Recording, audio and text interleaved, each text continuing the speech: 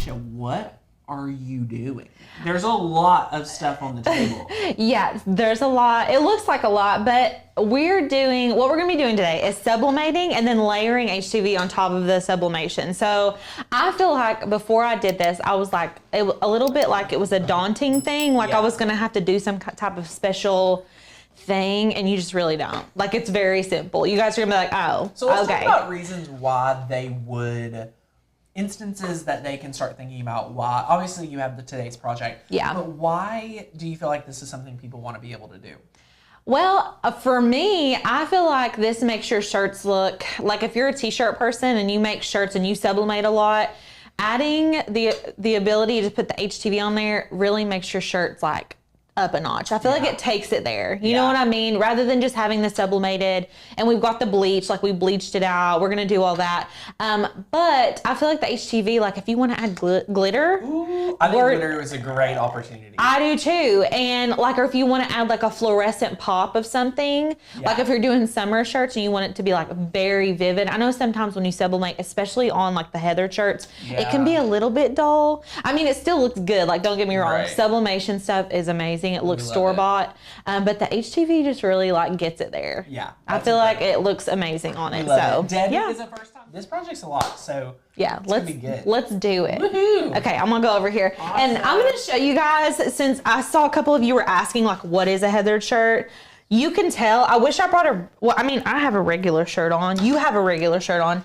This is a heathered shirt. So like, I know y'all can know what I'm talking about when I show you this. Like, can you guys see? It's almost as if there's like white mixed in with it. Let me Google this. Why am I not? This is what I'm here to do. I know. Well, and like, you know, I researched the crap out of everything, but for some reason I haven't. Okay, this shirt is 65% polyester, 35% cotton. So you're going to want to buy anything that is above 50% polyester, generally. All right, my friends, Tanner Bell coming in with an update. All right, let's hear it. Heathered refers to a soft, muted color created by blending different colored fibers into one yarn. Your favorite comfy gray cotton tee that seems to have specks of white in it is the perfect example of what a heathered gray shirt is. Heather is typically used in coloring like t-shirts and sweaters and in home furnishings. So I think the shirt that you have right now is a perfect example too, like you were saying. It is. And you can tell, like, I just have a plain color shirt. This is a heathered shirt. And you can really tell on like gray. Yeah. Like when I think of a heathered, I think of the gray with the white mixed in. So there you go. Woohoo! The more you know. So I already pre-bleached this, because if you're going to bleach your shirt, this is not a great job also. I'm just not even going to say that it's a good job bleaching. But I did it, okay? And it's going to work for us today. Make sure if you are bleaching your shirts before you sublimate on them that you're letting it dry 100%. Actually just wash it and dry it and then sublimate on it. You don't want to like bleach it and then sublimate it at the end of the day, like without drying it or anything like that. So let's go overhead and go over the supplies. We don't have a ton of stuff. The heat press is on and I can feel it. I can feel the heat. I can feel the heat. Okay, so are we overhead? I'm gonna show you guys. This is, let's go ahead. Go to the number one. I'm gonna show you guys. This is what we're making. How cute. I'm obsessed. Like, if you guys haven't sent your kids to school, make this for your the teachers. Like, I think this would be so cute. Carla, yes, I'll go over the bleach process a little bit. I wanna say that we have a video. Of bleaching and sublimating. But let's go back overhead. I'm going to show you guys what we're using today. I have got sublimation paper here. This is the A-Sub 125G 8.5 by 11 sublimation paper. You can use copy paper. We're going to have a video about this. It's insane. It's insane. Yes, so you do need sublimation ink and a sublimation printer. And then I use sublimation paper today, but you can print on regular copy paper. We're going to be doing a comparison video for you guys on that. It's so cool. My mind was blown. I can't wait to show you guys that. And then I pre-cut a bunch of this because I have some issues with the Cricut doesn't want to cut in my lives, and it makes me so nervous because I don't want it to not cut. So I pre-cut some stuff, but I've got different colors of vinyl here. So We're going to be doing vinyl on the outlines of the learn on our shirt, and then we're going to be vinyling the pencil. So I've got some glitter vinyl. I have eraser pink. This is for the pencil parts. So you'll need yellow, tan, black, pink, and then silver. I love the silver. Me too. I used gray on the original, and I was like, we're using glitter today because it's really cute. And then I've got a brayer. If you're doing HTV a lot, get a brayer. Yes. You will not regret. I use the brayer all the time. Yes. I've got painter's tape. This is like if you were stranded on an island and you were crafting, what's the one thing you'd bring? Painter's tape. Like, period. I use painter's tape all the time. Measuring tape. I've got a strong grip mat, a pair of scissors. This is our loved, this is our shirt form. You can tell we've bleached on it like a bunch. So this is what we put our shirt in to bleach it. And then that's it. Oh, wait. I got a heat press, and then I have a mini press. This is for the HTV, and then the big heat press is for sublimating. Now we have quite a awesome. So I went ahead and put the shirt form in. I did this just because I want to show you guys. I'm going to very quickly touch on how to bleach your shirt. We have lots of questions about that. So as detailed as you want to give them a rundown will be great. Okay, let's do that. So the shirt form, you can get these at Hobby Lobby. It was that cardboard piece. I just went ahead and inserted it into my shirt. That way, whenever you go to bleach, it's not going to be bleeding through the front of your shirt. So I'll go ahead and put the insert in. You can get like the spray bottles. I should have brought it in here. The spray bottles, like from the Dollar Tree, just the plastic, like a cleaning supply spray bottle. And I mix bleach and water in it. Do you do like 1-to-1? Yeah, I do. Perfect. Yeah, so I'll do like a 50-50 ratio or whatever. And then shake it up really well. And I will say this, learn your spray bottles, because all spray bottles are different. They sprout out different. Test it on like some old heathered t-shirts or like old anything just to see how it's going to spray. I'm not really proud of this one, but I had already bleached it and I was like, we're going to use this one for today. Cause I got up on the collar and it just wasn't what I wanted. But I think it's going to work. It's going to do the job. And so what you'll do after you make your mixture is literally just spray where you want it. And then you're going to let it dry. I like to let mine sit out and dry. And then you can like wash it and dry it like normal, if that makes sense. So that's pretty much all you would do for the bleach process. There are a couple other techniques where you can like do it exactly like to the shape of whatever you're sublimating. I don't know if we've done a video on that. We have done some live training on it. Essentially, let me just give you a breakdown. So what she's talking about is if we were going to do a sublimation design and then we wanted it to be like not showing this bleach look, like it just to magically. We want it where we would sublimate. Yeah, exactly. So what we did was we make a stencil, the same size as we make a regular stencil the size of our sublimation image. We bleach it first. We use a paintbrush. I mean, it's very detail oriented, and then you sublimate it, which is personally, it's a little tricky. It is. To line up your sublimation image right where it's supposed to be. Like perfectly. So it makes me nervous. That's why we don't do it a ton. Yeah. And I find personally that it's hard for our students to get that exact look. I'm turning the timer up, I'm sorry. without fail. So just be careful about that. Yes. Wendy, we have done both. We sometimes use hydrogen peroxide. Sometimes we naturally will let it bleach and then like just stop it naturally, or let it wash out. Yeah. There's both. And there's different ways. Yeah, there are. There's pros and cons. We're actually doing like a bleach tie-dye situation. I practiced with that a little bit and I was like, I should have had peroxide on hand because it like bleached it out. And so here, do a little bit goes a long way. And then like if it's not enough for you, go back in and spray it a little bit more. You don't have to just like go ham, like don't spray it like crazy. Just do a little bit. And if you need more, you can always do more. So don't get crazy. But okay, so we bleached our shirt. That's it. We dried it. She's ready to be sublimated. So let's go into Design Space. And Courtney let us know that this file is available, will be available on our website here shortly. I think she's like working on getting it up now. So you guys will be able to snag this file off of our website if you're members. And let's go ahead and open this up. So where did it go? I had it pulled up here. Okay, here we go, here we go, here we go. So I'm gonna unflatten all this. So this is the file that you're gonna see whenever you go to download it. This is what it's gonna look like.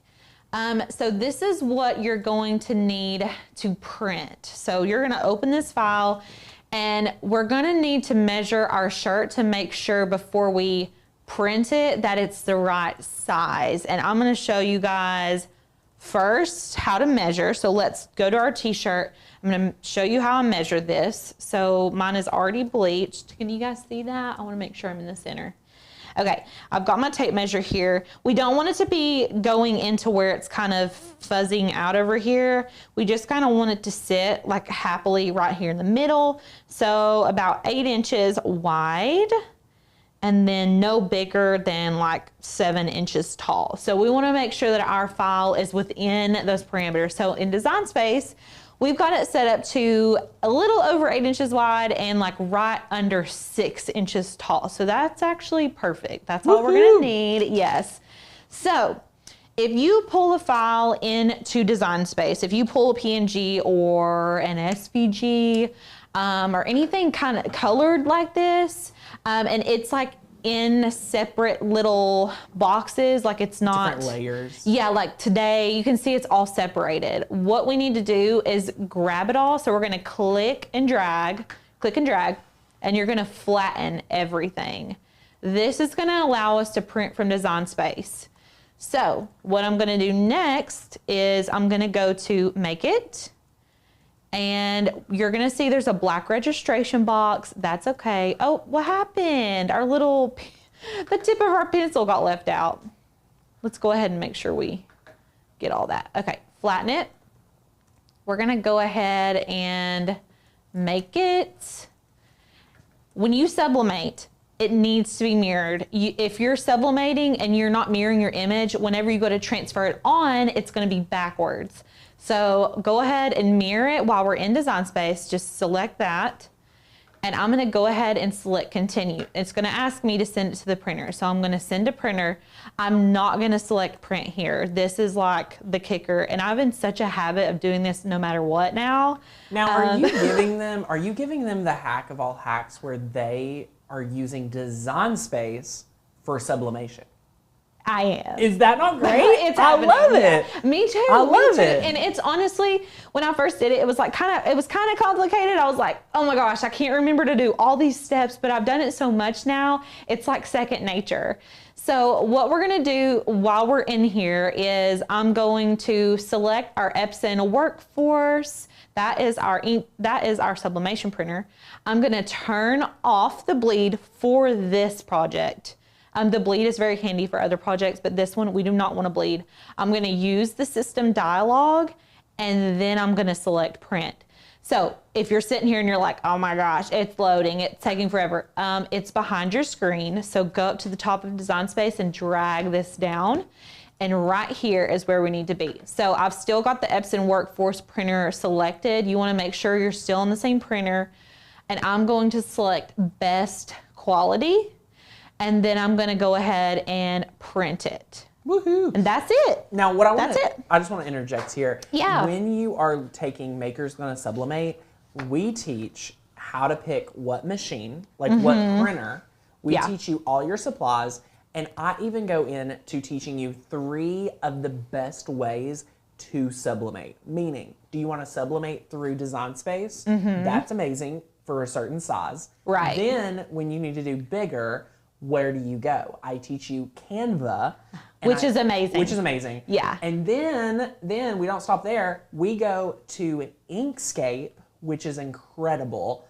And I teach you kind of the beginner guide to Inkscape. So yes, you're paying for a sublimation course, but you're learning a lot of design skills and software that will supplement and help you sublimate. It will supplement your sublimating, which is really impressive. And those are just things that are longer and they take more time that we can't do on the channel all the time. So it's kind of like where we focus in on. So you can take the program. It's $70 off today, but you're going to learn a lot more. And I also teach the Sawgrass printer. I mean, and they have their own software, which has pros and cons. So anyway. And I feel like whenever we do a project like this, everyone, when it comes to sublimation, there's a lot of prep work. So like, you think, oh, I want to do that. And it's an easy craft. Like, we're almost done already. But there was a lot of preparation. So, like, in terms of the equipment that you need, the investment that you need to make, it's an investment in yourself, an investment in knowledge, which I feel like is priceless. Yes. You're going to learn these things. And once you learn how to do it, you're going to be able to do it so fast. Okay, so we have printed our sheet out. And so this is what it looks like. So it's backwards. We've got a registration box around it. If you're designing for sublimation in Design Space, you're going to have a black registration box. Yep. It's just going to happen. So what we're going to do is just simply cut this around. Another little tip that I like is to not cut in a perfect line when you're sublimating. Sometimes if you are sublimating onto like neoprene fabric or anything like that, and you have a perfectly straight line, it will sublimate into the neoprene. Yeah. And it like leaves a line. You can either tear this, like I could literally sit here and just like tear this, which also helps, or you can cut it kind of in a wavy line. So whatever your heart desires. We love it. But we just don't want that black registration mark on there. Otherwise, it's going to sublimate onto our shirts too. So we can't have that. No, not cute. Not for this one. We don't want it for this one. So I'm just cutting this all the way out. And then what I'm going to do is lay this face down on my shirt. So we've got it face down. Make sure you are centered. If you guys see like some text up here, it's because I tried to sublimate this while before the bleach was completely dry. So learn from me. And we recommend washing our shirt after bleaching before sublimation. Now I will tell you, after I sublimate a shirt, I will wear that shirt. If it's washed and ready to go, there's nothing really keeping me from needing to wash it again. It's locked in, locked and loaded. In. The heat, it turns into the gas. It's that fiber. Yeah. It's in there, and you're ready to go. So we love it. So I've got butcher paper right here. If you start sublimating, you will need to invest in some butcher paper. We just got this roll, but the other roll had lasted for 2 years. I was going to say, because it was here before I was here, like in January. Yeah, at least a year. Yeah. A year and a half.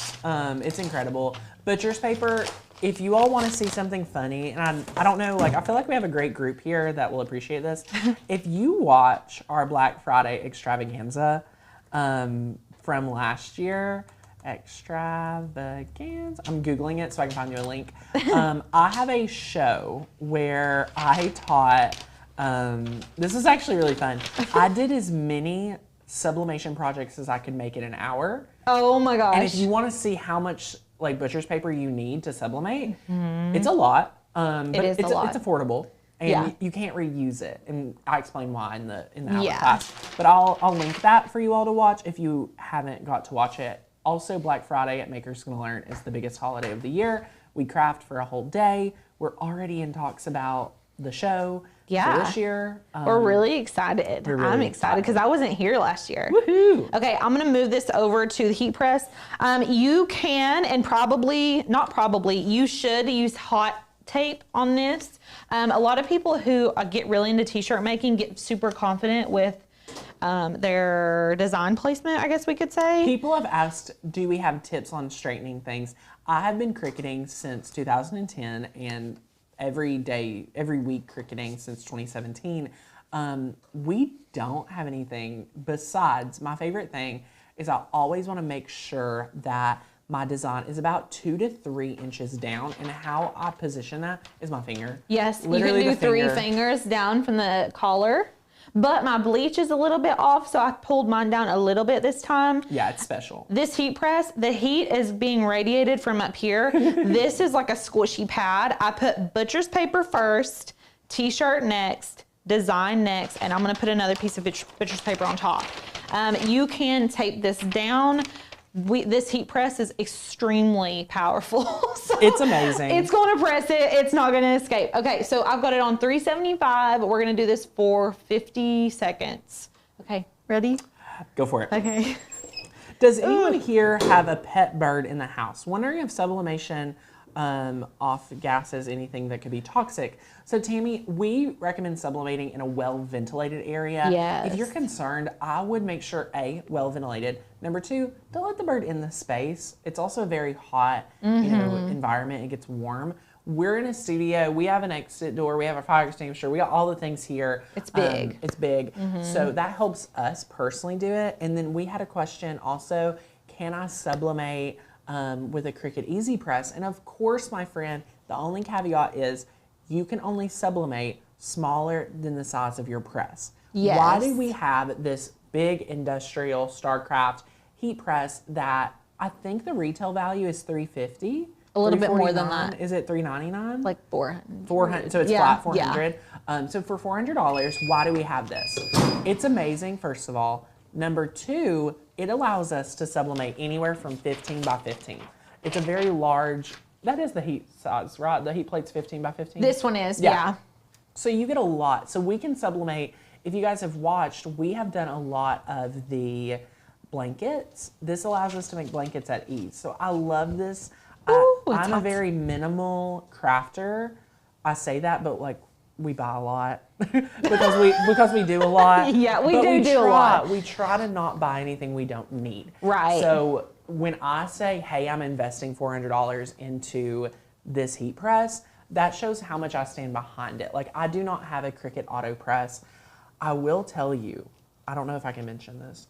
Have you seen the new heat press company that has the the one, you know, the one I think that you wanted to talk about? Oh, yeah. So they've reached out, Alicia. Oh, mm-hmm. They have not more than just one product coming out. Okay. And they want us to review it. So you heard it here first. We should have those products very, very soon. Oh, good. They're coming. Let me email them and finalize what we're doing.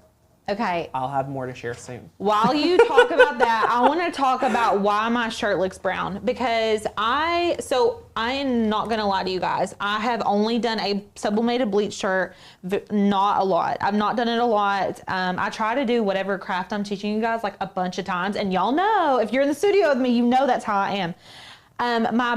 My bleach is brown, but this is the first one I did. So this, you can see, this is the first one. Look how white and crispy it is.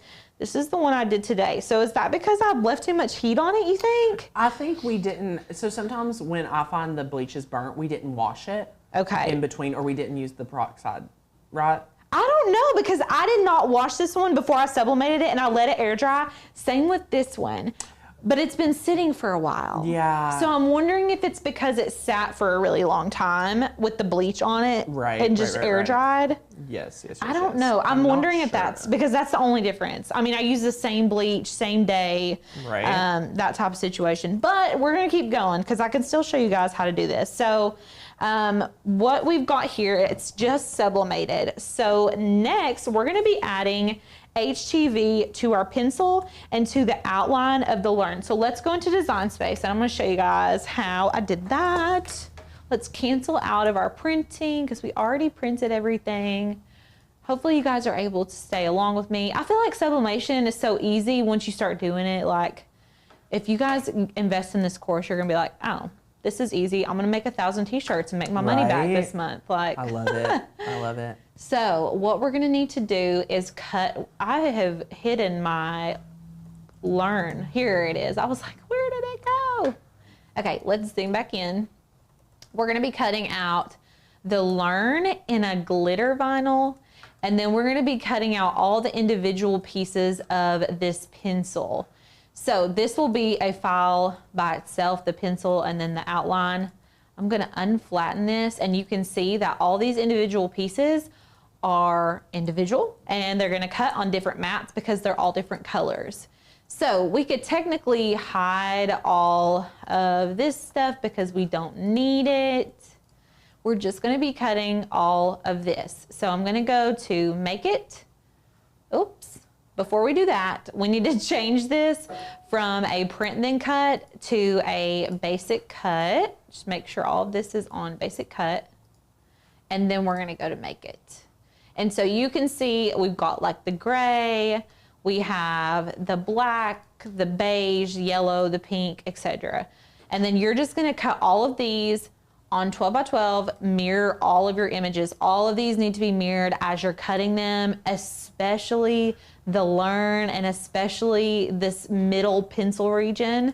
If you don't mirror it, it's not going to work correctly. Because we just had a friend chime in and say, sorry to cut you off. No, you're fine. That sometimes it depends on the water to bleach ratio. Okay. And also, we're just reiterating, hey, you know, the peroxide is a great hack, which we use. Yeah, we do. Well.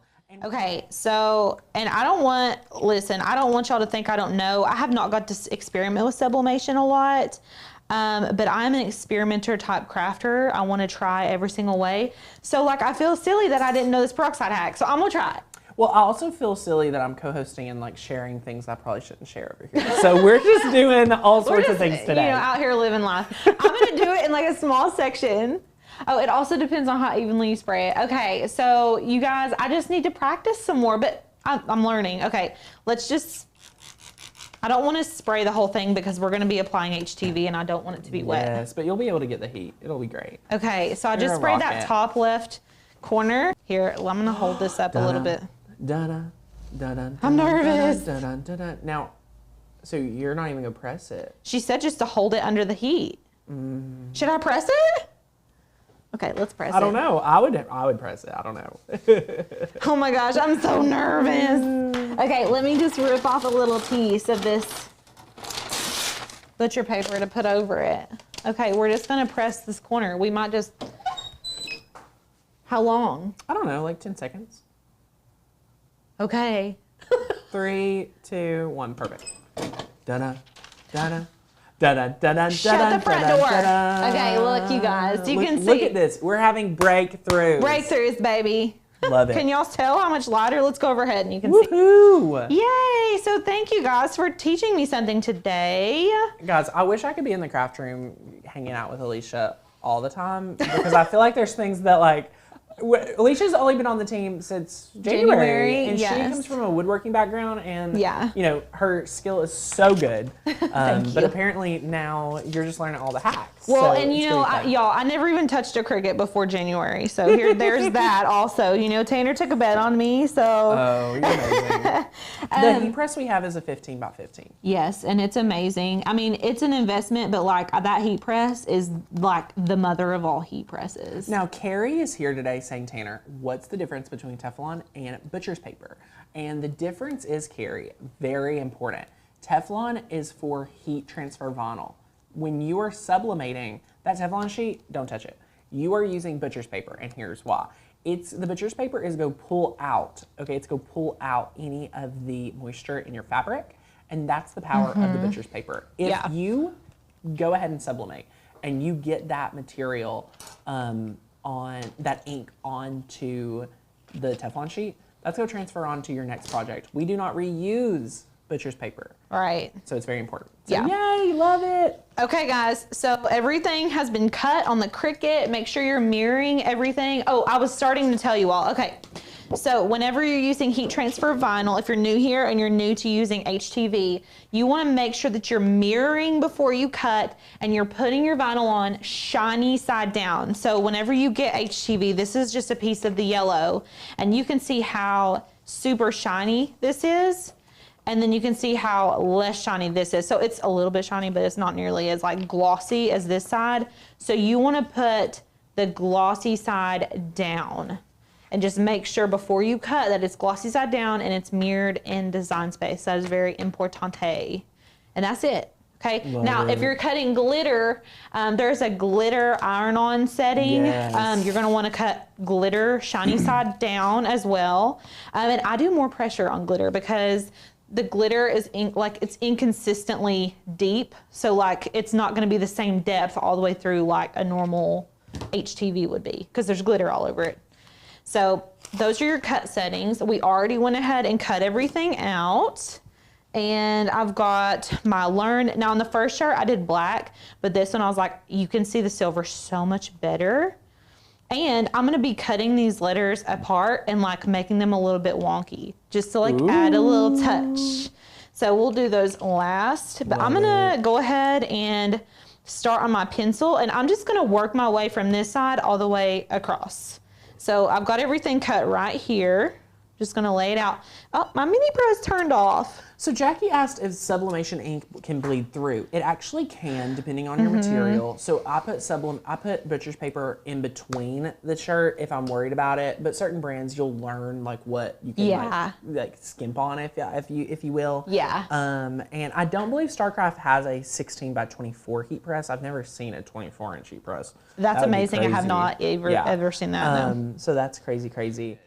Okay, so I've got this on the medium heat setting, and I'm just applying slight pressure on here.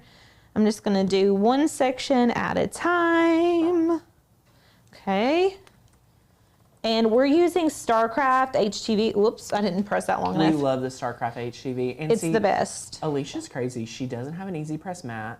She's just doing it, y'all. Like, I'm just letting y'all know she's doing it. I really be wilding out here. I don't ever use the mat, and everyone's like, use the mat. And even it's crazy. The last project we did, I didn't use it, and I should have. And I'm feeling like I should have on this one too. So one thing, I just want to let you know, the heat press mat, when it came out, I was like, why do we need a mat? The terry cloth towel worked great. So before the mat, I always recommended, and Cricut taught, that you need a terry cloth towel, fold it 3 times, and that's your mat. And you need to put it on a granite countertop or like a really firm surface. Yeah. So then they came out with these mats. And I'm like, y'all said I could use a towel. What's happening? I don't need a mat. I got a towel. Why do I need to buy a mat? But then they explain it, and Ashish, the CEO, explained that there's fiber in there that is going to take that heat, bring it down, and then send it right back up to firmly be able to press that, which is really insane. So we love it. Yeah, and you should be using a mat, but I'm just out here. You don't have to. The terry cloth fabric works great. But Alicia, I wish you could have seen our old studio.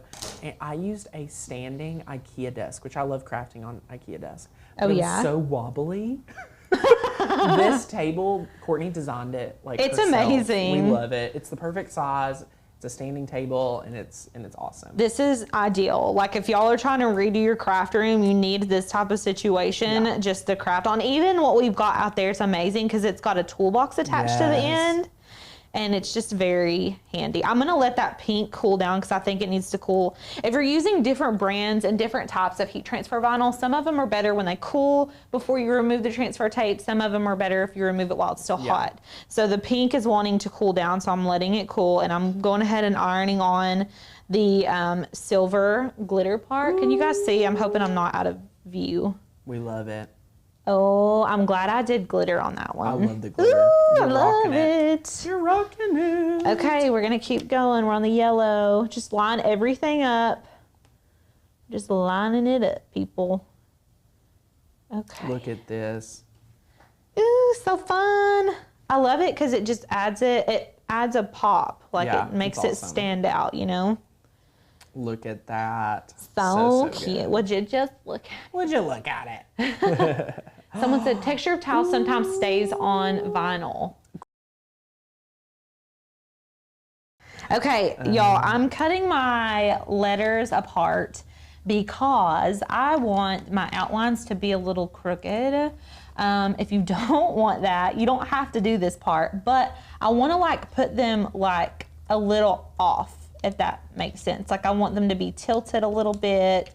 It just makes it fun, I feel like. So I'm cutting them apart so I can put them wherever I want, if that makes sense. Our heat press is the StarCraft? It's StarCraft for sure. Yeah, I'm forgetting which one. Clamshell, this clamshell. Thank you, Sadie. Sadie's awesome. She's over here like doing it. I love it. Okay. Oh, yay. Okay, now I'm just gonna iron these on. Amazing. And like low-key want... Alicia, you're almost done. I feel like this has been a chatting hour, but we're getting crafts done, y'all. Yeah, we're on it.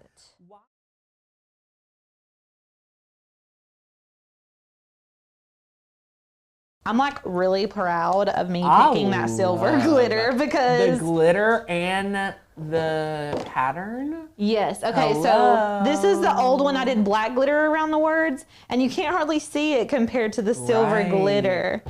So, like, that just really takes it there, you guys. So good. We love, love, love it here. That's amazing. And I'm going to also finish peroxiding that shirt after the live is over because it looks so good. Awesome. Yeah, so that's it. I hope you guys love this. Love it. Oh my gosh, are you going to bring it over here so I can see it? Yeah, I can. Let's look at it. Oh my goodness. Yeah. Oh, guys.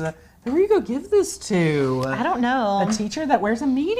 A teacher that wears a medium that likes the color pink. And the glitter. Yeah, the glitter was like definitely, like if y'all are wanting to experiment, just go ahead and do it with glitter HTV because you can see it so much better. All right, how much would you sell for? Boom. $25. Boom. Love it. I mean, after I fix the bleach. Yeah. Someone asked. I love it. I feel like $20, $25. That's me. That's my market around here, I feel like. So, and your demographic may be different. I love the sublimation pattern with the glitter. I mean, it brings all of the best things together. It really pops. Yeah. So it's awesome. But yes, oh my gosh, fun. you learned something today. I know. I'm so Everybody glad. learned something today. I'm so glad. Yeah, I love to learn new things. So. Oh, it's so good. Oh my gosh, everybody's having such a great time. A lot of people is crafting right now. Okay. So it's been a lot of fun. Cool. Do you use the fine point blade with glitter or deep cut? We use the regular fine point blade, but we use the glitter heat transfer vinyl setting. Yes. Are you picking up what I'm sitting down? Yeah. So good. So, all right, my friends, this has been awesome. Do y'all have questions? Okay, anyways, well, we're going to be doing a beginner's sublimation project today. Lauren's going to be showing y'all. So if y'all have any questions about starting sublimation, like this is going to be fairly basic. Yeah. I am going to do a little bit of a Canva tutorial.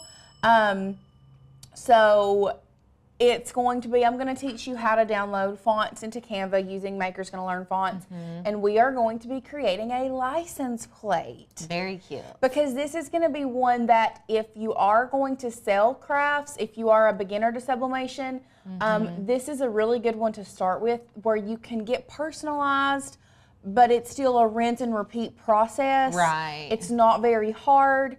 You can turn around and sell these $10, $15 a piece and make, what are they? I think like probably like 99 cents a piece. You buy them in bulk, yeah. So I think you could make a really high profit margin on this type of thing. Oh yeah. If you missed it, the live last night, you can go back and rewatch it. Don't worry about that. You can go back and rewatch that. Someone said, I can't believe he's that close to Johnson City. Fun fact, I used to live in Johnson City. Yeah, you went to college there. I loved Johnson City. Johnson City is one of my favorite places. Yes, I've only been there a couple times, but like I've been holding out. I should have been going there a long time You should have been going to Johnson City a long. Granted, Johnson City now versus Johnson City 7, 8, 10 years ago is completely different. Like better? So much better. Oh, okay. Yeah. So they much have lots better. of cute little like restaurants and stuff. Questions already. Can you sublimate on wood? Yes, you can. You sure enough can. You sure enough can. It's a little bit of a process. You can't just go straight from sublimation to wood. You have to put some type of either a polymer coating on there or a laminate sheet, something like that. And we have tutorials on that on the channel too. So. And then somebody asked, question already, can I make this without sublimation? You can. It's not going to be the exact same look, but it's possible. So it is very possible. You can put vinyl on these. It's just going to be a little bit different of a look, and we're actually going to be using a pattern today, so you probably won't get to use that pattern. But you could do SVGs and do vinyl on it if you wanted to. Absolutely. Yeah. Absolutely. Okay. Okay, so if you all are ready to jump in, we're going to go ahead and head over here and we will jump into our project. So as you can see, we honestly have very minimal supplies today. My computer's on here just because I have to print from this computer or from this printer. This is our Epson SureColor printer. If you all have been here for a while, you know that we really enjoy this Epson SureColor printer. This is Epson's kind of like at-home printer that is specifically for sublimation. It is the SureColor F170. It's so easy and so simple to set up. I have not personally set it up on our computer that we have here in the studio because I'm going to be, we are actually updating. I'm in the process of updating our sublimation course. So I'm going to be teaching you how to set up this specific printer on this computer. So I don't want to set it up yet because I want to do it in the video. I understand if you can't purchase a sub printer right now, they can be very expensive. The Eco Tanks are probably your best bet. It's the cheapest way is with the Eco Tank, and then the StarCraft ink is great because they already have the nozzle with the key in it. Yeah. But anyway, this one, if you are going to invest, I think this one runs around $400, which is it is an investment. It's expensive, but it really can truly pay for itself very quickly. It has a lot of good functionality for sublimation. Absolutely. And it prints so good, like the color matching. Yes. There's lots of good things about it. It automatically mirrors your image. So I really love that printer. I've just recently been using it a lot more, and I really, really like it. And it's one of those things, like, the one thing about this printer that I'm not the biggest fan of is that the largest it will print is 8.5 by 14. Oh, yeah. So that's the only drawback. If they had this in a wide format, there is literally, like, I don't know what has kept them from, like, what is stopping you from doing this in a wide format? Right, right. Because you know that people that are sublimating are printing wide format often. Oh, all the time. Assume. All the time. So, of course, we have our sub printer. Whichever one you have, it's great. We're just using this Epson SureColor today. We have the license plate blanks. Those should be linked down below. One thing about these license plates, if you order the ones that are linked, please make sure, let's go overhead. There is a plastic film over these, and a lot of times you cannot see them and you would not know it's there. Trust me, I have sublimated about 3 of these and forgot to take the plastic off. I forget every time. Every single time. Every single time. Just when you get them, just take them all off. Yep, just when you get them, take the plastic off of all of them. So definitely make sure you do that. I am also going to be using the Condi, I'm assuming that's how you pronounce that, Dye Trans Pro Spray 2. I have become a full 100% believer in this sublimation adhesive spray. If you have tape, y'all use your tape. Don't go out and buy this just because I said to. Wait and use up all the heat resistant tape you have.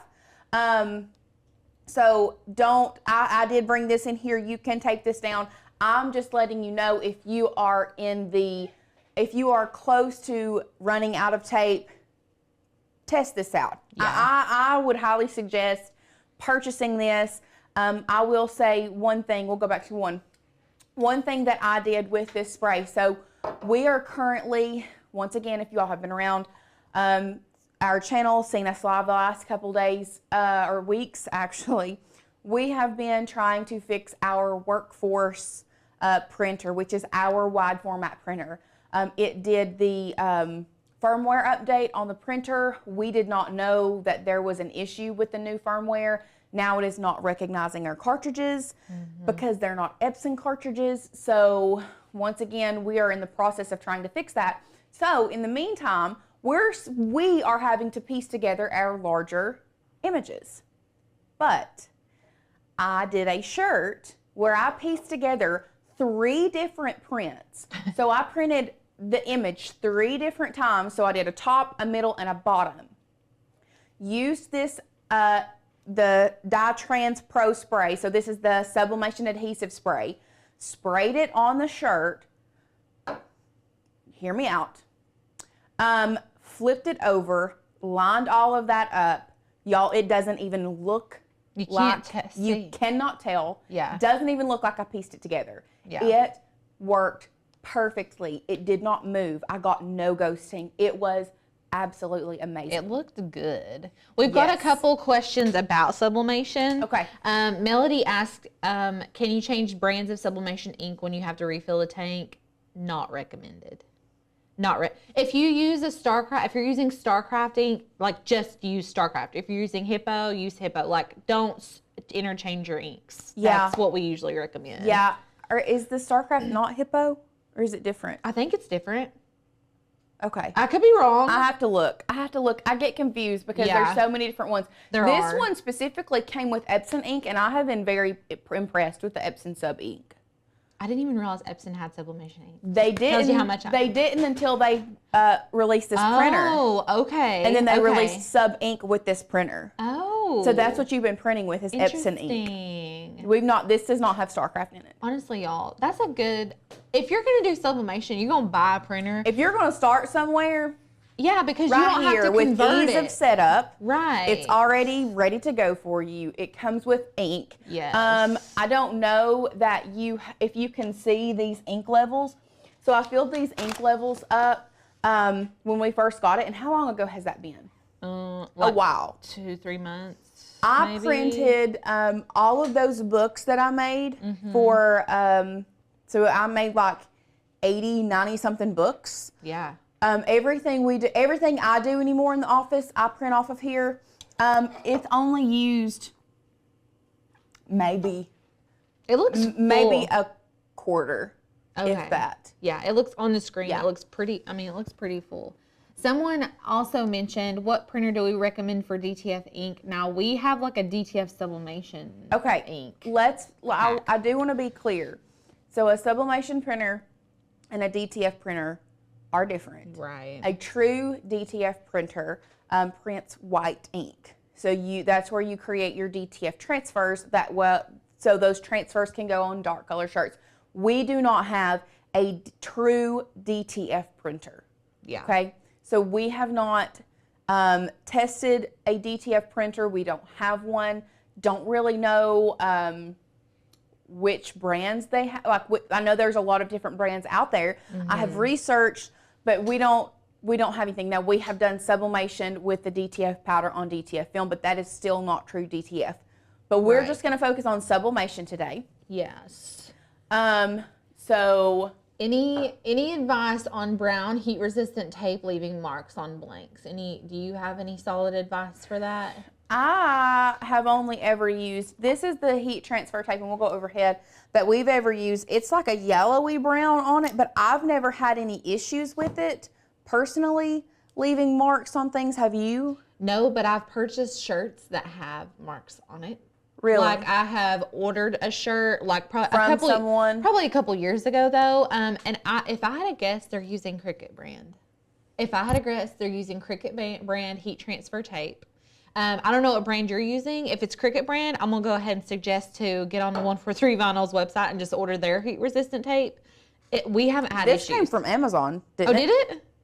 Oh, okay. I've ordered some from Amazon. Then let me say this, non-Cricut brand. Yes. Try a non-Cricut brand if that's what you're using. Or just go with the spray. Or try the spray. Because honestly, my biggest concern with the spray was that it was going to leave a residue, like a sticky residue on everything that I did. It does not, because what happens is when it heats up, when the heat press heats it up, it's like it evaporates. Yeah. It's crazy. It is crazy. It's insane. And it's sticky, y'all. It's like really sticky, so. Lynn asked, can you sublimate on darker colors? I just recently heard that you could. Now, you can sublimate on, let's say, a darker color shirt only if you use black ink. Mm-hmm. So the black, because it is a darker color than the shirt you're using, but if you're wanting to sublimate on dark colors, like you can't sublimate yellow onto a black shirt, you're not going to be able to see it. Right. So you need to, Carolyn says Cricut heat tape is blue. Oh, then it's not Cricut heat tape that she's using. Yeah. Okay. I thought they had a brown one for some reason in my brain, but we don't use it, so I guess I wouldn't really know. Okay, so Kathy says, I have the Epson 170, which is the one that we have. I'm sort of new at this.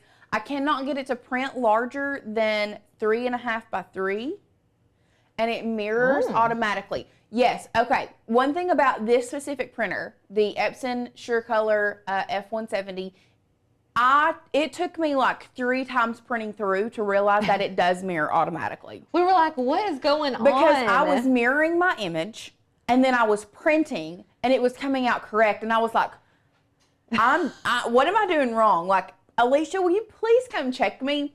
There is a setting when you go to your print settings. If you go to page layout, there is a button on the bottom that automatically stays checked for mirror image. And so if you already have a pre-mirrored image, you're going to have to make sure you go in there and change that every time you print.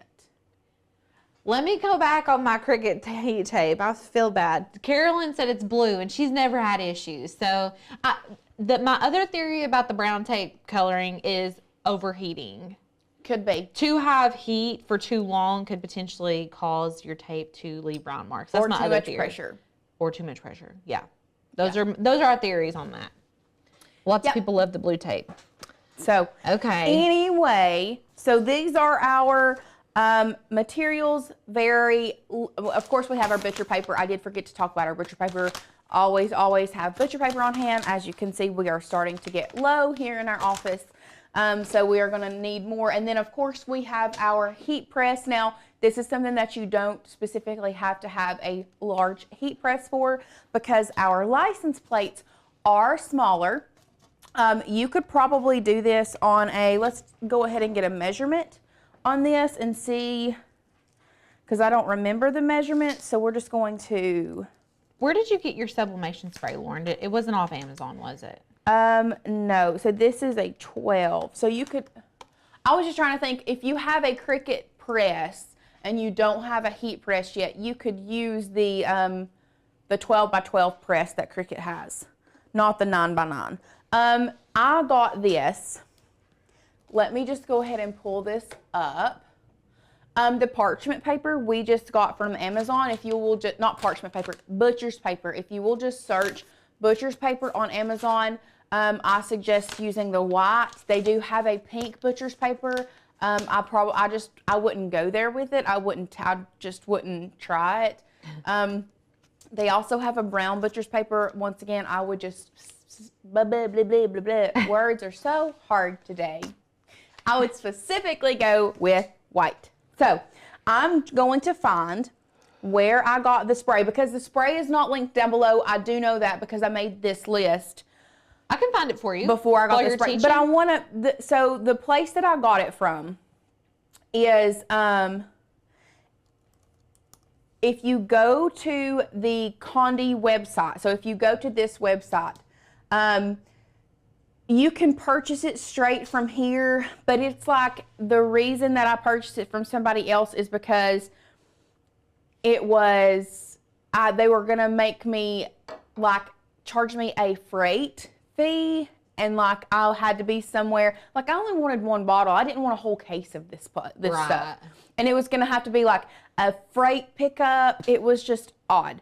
So, I think you can get this. No, that's not the Condi brand. Where is the link that I purchased it from? Was it 15? BradshawBlanks.com. Okay. That is where I purchased it from. I decided to go with them because I'm pretty sure they are also a small business. They do sell other sublimation blanks. Oh. I'm the type of person, I really try to support other small businesses. So I'm sure they've probably bought a case of this. They have paid the freight fee, everything else. So I bought it from BradshawBlanks.com. I will link that after the video. I'm going to comment the link right here, and it'll say Alicia Griffith. It'll just be me. Yeah, so y'all can have it. You can comment the link. I don't know. Sometimes it lets you, sometimes it doesn't. But BradshawBlanks.com, they were great. They actually sent me a little keychain gift, which I thought was super cute touch. Love that. But I will link that below after the video So definitely check them out if you are into sublimation and looking for blanks and things like that. We love supporting small businesses. Okay, so what we are going to do now, we are going to hop over to our share screen, and we are going to be working in Canva today, okay? We're going to be working in Canva today. So I'm going to go up here. I have already logged in. I'm going to go up here to the top right corner, and I'm going to create a design. Now, I want to create a custom design because I want the size of the design that I'm making to be the size, or maybe like a half of an inch larger. That way it covers everything. I know that it covers everything. So I'm going to click Custom Design.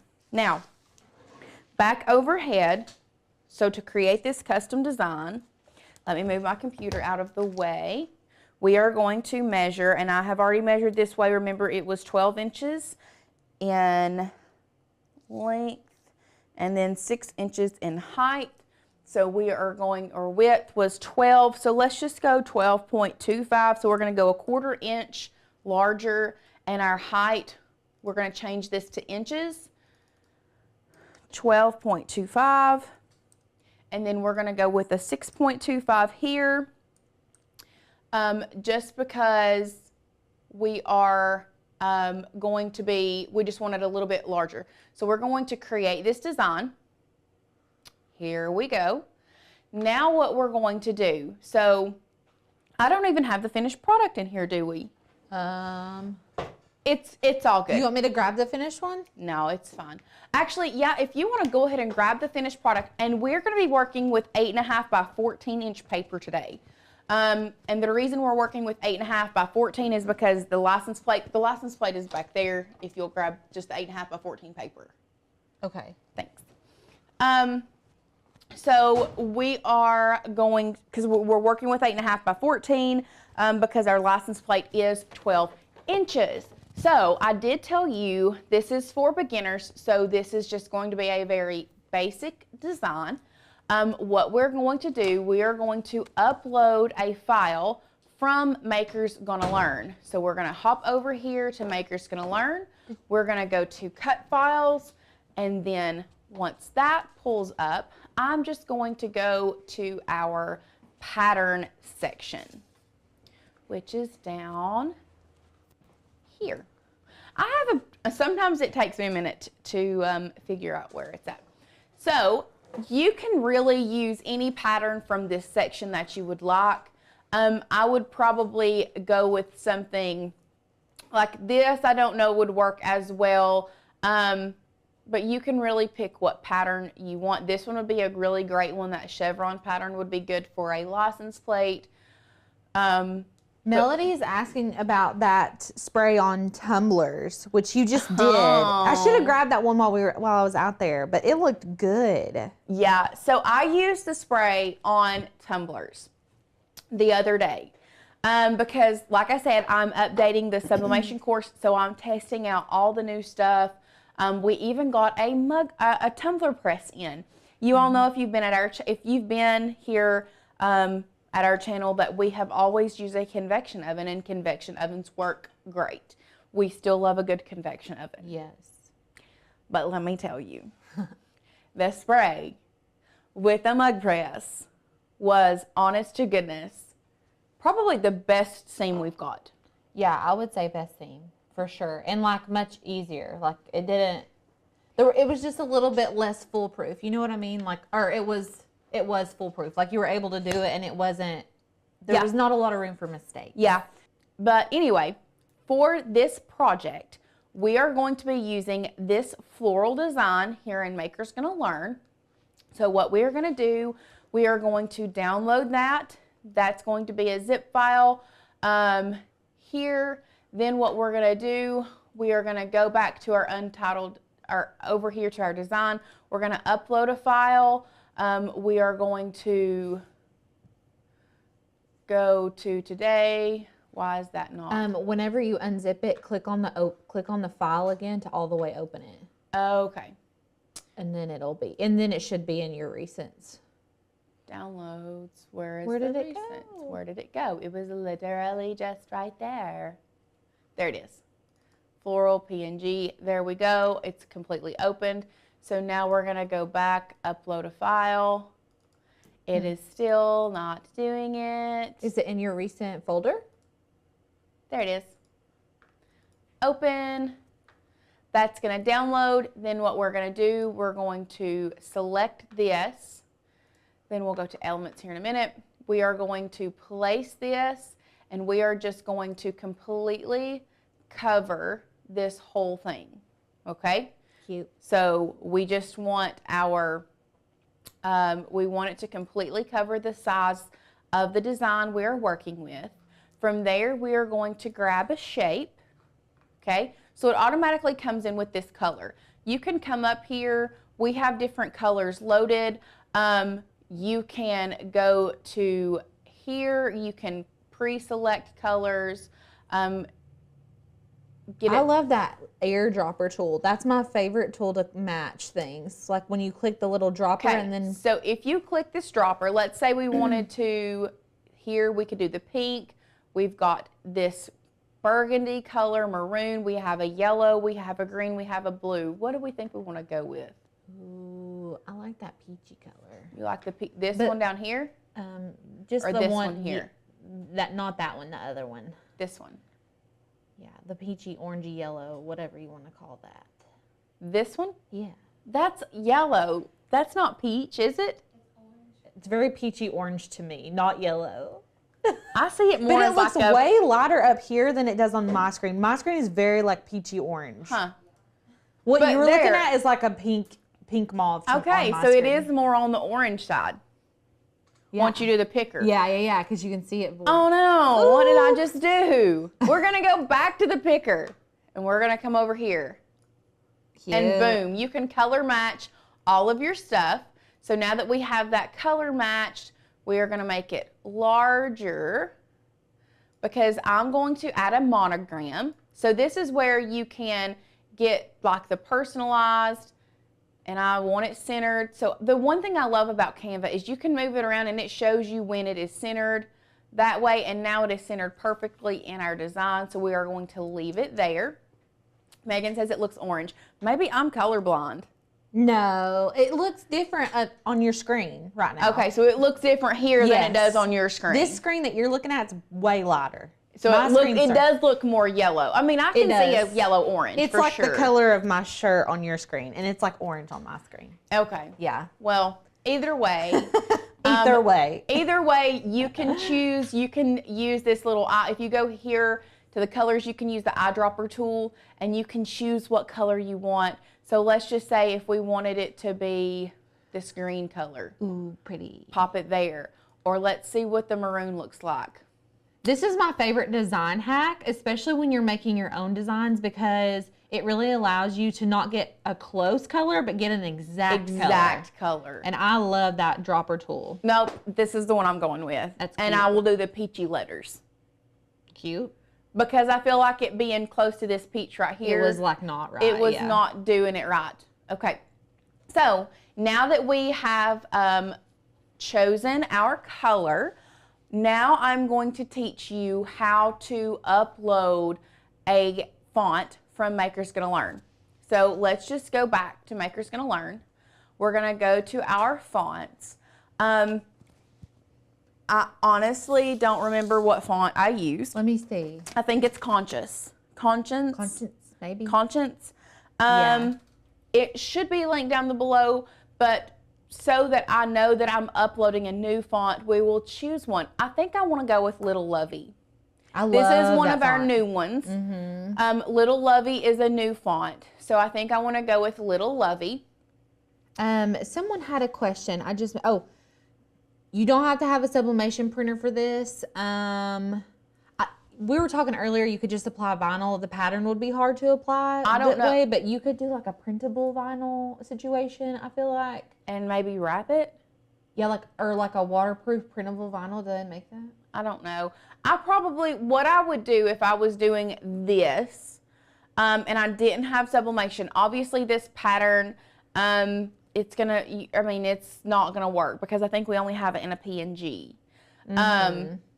So I would do something different on the back, or even buy a like mirrored. You don't have to buy these specific The white ones. license plate. You don't have to buy a white license plate if you are doing it with vinyl. You could buy different colors. You could buy the mirrored, whatever. And then I would create a design I would create my design in Cricut Design Space, Silhouette Studio, whatever software you use, and cut all my vinyl on my Cricut. Yeah. Or your machine. So anyway, today we are specifically talking about sublimation because this is like the beginner. So if anybody has any questions. Did I choose a specific template in Canva? Maria, no. What I did was from home, I clicked create a design, and then if you go to create a design, I go down here to custom size, and then I measured my license plate, and I made it 1/4 of an inch wider and 1/4 of an inch taller. That way it's going to overhang just a little bit. So this is what I did.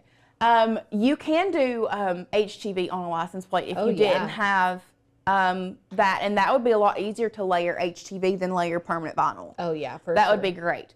Okay, back to our design. We're over here in Maker's Gonna Learn. We are going to download Little Lovey. We're going to open it up as a zip file. We are going to completely open it up, and we are going to install the font into our font book. So now it is on our computer. Does that have glyphs? First of all, does this font have glyphs? I need to see them. I need to see if it does. I'm obsessed with this font. Oh, it has some. No, your basic ones. I don't think it has. Audibly gasps. Audible gasp. That, y'all. These letters. If you haven't watched our video on how to find glyphs, go watch it, and then, not right now, but later. I haven't used glyphs a lot, but I just knew that font would have glyphs because it looks like a glyphy font. It does. You know what I'm saying? Some fonts just look like they have lots of cute glyphs. Yes. So, once we have uploaded that, do you have to be a Canva Pro member to upload fonts into Canva? No. Not that I'm aware of. Not that I'm aware of. But I've only ever worked in Canva Pro. I've worked in Basic, but it's been a long time. I feel like I didn't have to have the Pro version. I need to look. I'm going to look and see if I can see. Okay, so I'm going to teach you how to upload a font. Remember, we're uploading Little Lovey into Canva.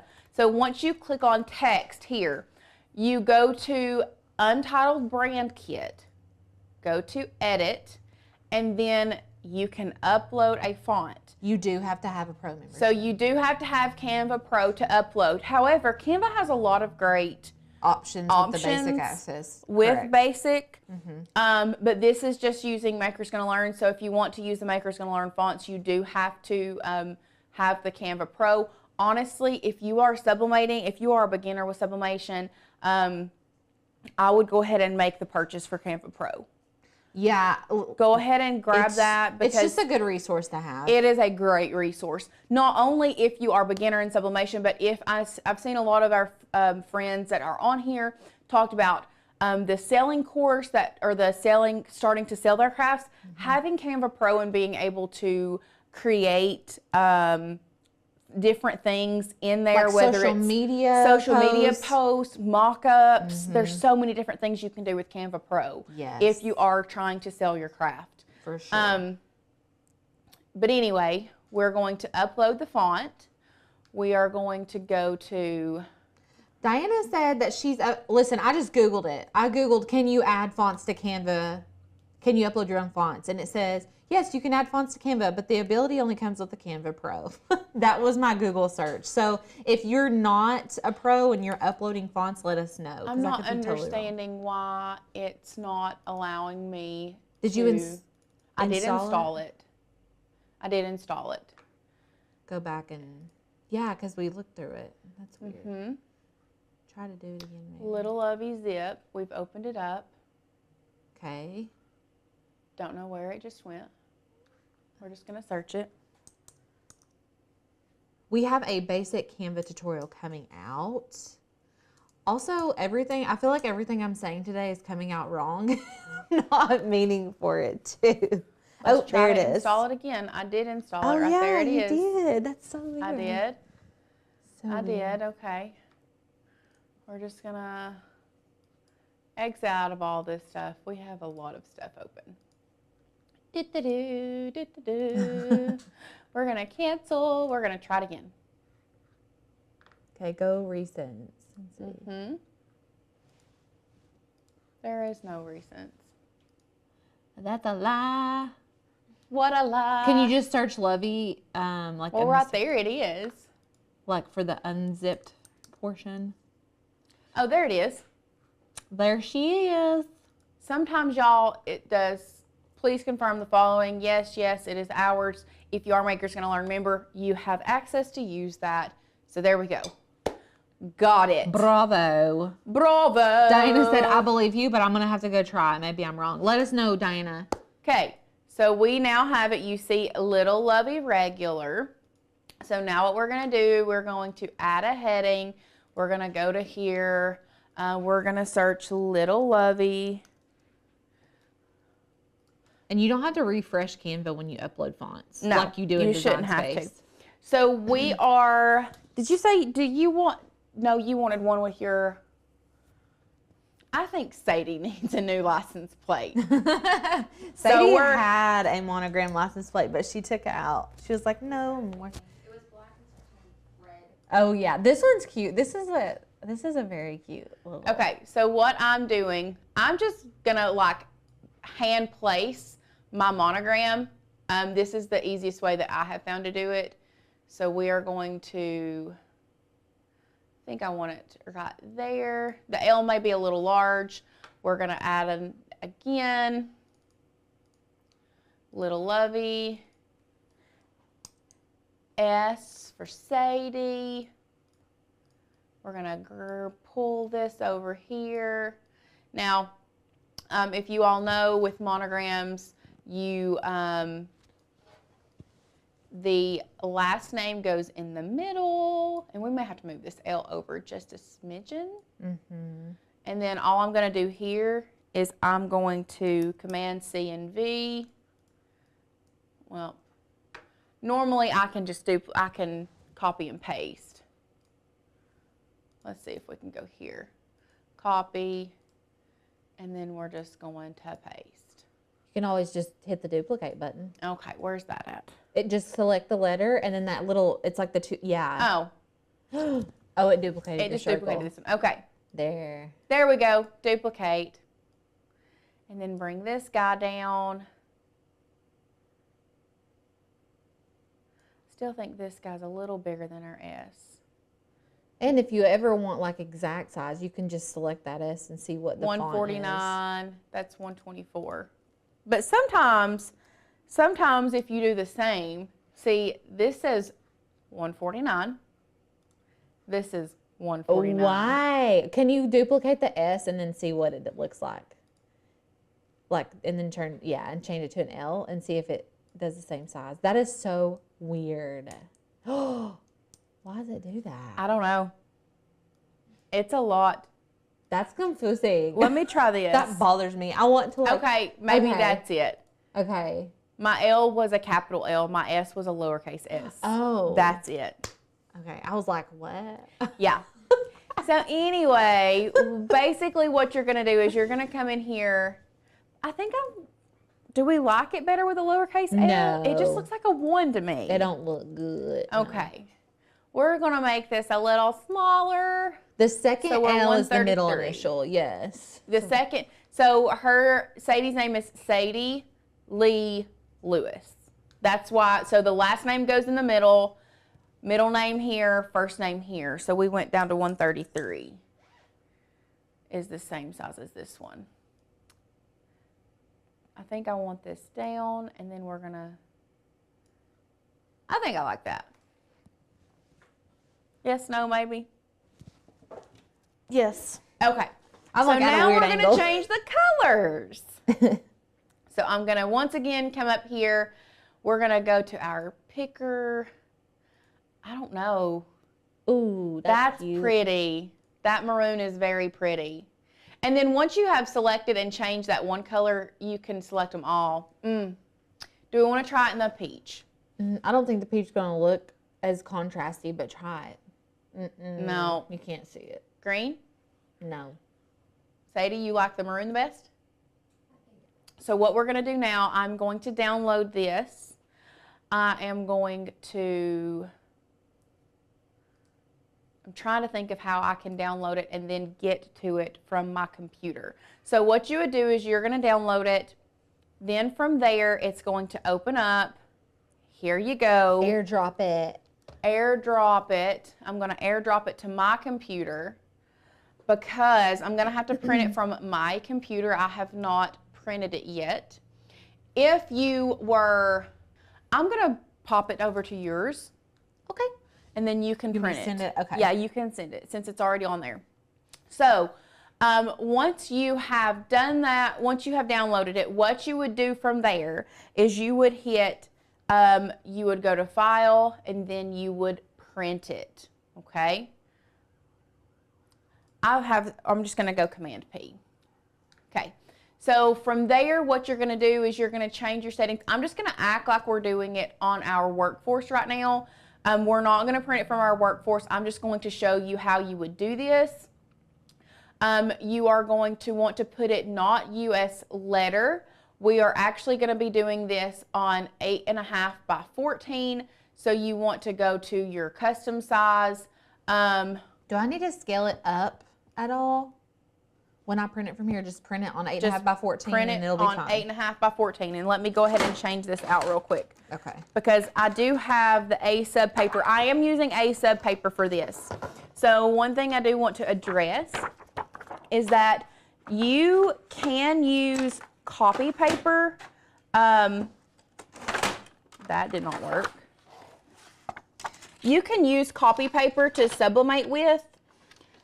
However, I have discovered that using copy paper on rigid surfaces doesn't give the best result. It works very well with textiles. Love it with textiles. Yeah. I have done it on rigid surfaces and it did not give me the same results as a sub copy paper. Okay, so paper size, we're doing 8.5 by 14. Okay, we have 8.5 by 14. You are going to want to always make sure that you have it on best quality. Feed from, normally I would say feed from rear tray, but this one just has main tray. You can put it to photo matte paper and then you would print it. I sent it to printer, but it's saying error. It's on, right? Mm-hmm. Okay, Yeah. let me try again. Let me try one more time. So There it while goes. she is working on that, does anyone have any questions? We did get, where do you buy your blanks like this license plate? So we personally bought these license plates off of Amazon. Amazon has some great blanks that you can find. We talked about the place that we got the spray earlier, which was bradshawblanks.com. They are a smaller, like a small business. You can get them from there. Coastal blanks, we have got from Coastal Blanks before. There are so many different places that you can get blanks. But anyway, Diana said, Alicia, you are correct. You have to have the Pro. Maybe they had the font that she had. Oh, yeah, that's Like very I possible. said, Canva has a very wide range of fonts that you can use. So if you want to get your feet wet with Canva first, you can do that. But to be able to upload our Maker's Gonna Learn fonts, you do have to have the Pro version. Yes. But you can upload images still. So Yes. like you can use any of our images in Canva Basic Yes. still. You just can't use the fonts there. One other thing that I want to make sure you guys know, we did not, now let's go back here. So let's talk about mirroring real quick. If you are doing a sublimation project, you are going to have to mirror your image. If you by chance have the Epson SureColor printer, then it automatically mirrors it for you. However, if you do not, what you are going to do, you can click here have this set up, have your photo that you've created. You're gonna go to, is it edit or is it view? I always can't remember. Tools even? And it says flip horizontal. Okay, so you're gonna go to tools. You are going to flip horizontally, and that is going to mirror it for you. And then from there, if your printer does not automatically mirror your image, if it's not a sublimation printer, you will have to mirror. So make sure you mirror your image before you print, okay? Now that we have that done, we are going to move all of this out of the way. Shut my computer, move it over here. We're gonna move our paper out of the way. And I'm going to show you guys how we're going to use our spray, our adhesive spray. So as you can see, our design is, like I said, 1/4 of an inch wider and taller than our license plate because I just wanted to make sure that it covered everything. So what I'm going to do now, this is just an old piece of butcher's paper. Obviously, it is very burnt. Very burnt. And dusty. Crusty and dusty. So what I'm going to do is I'm going to take my adhesive spray.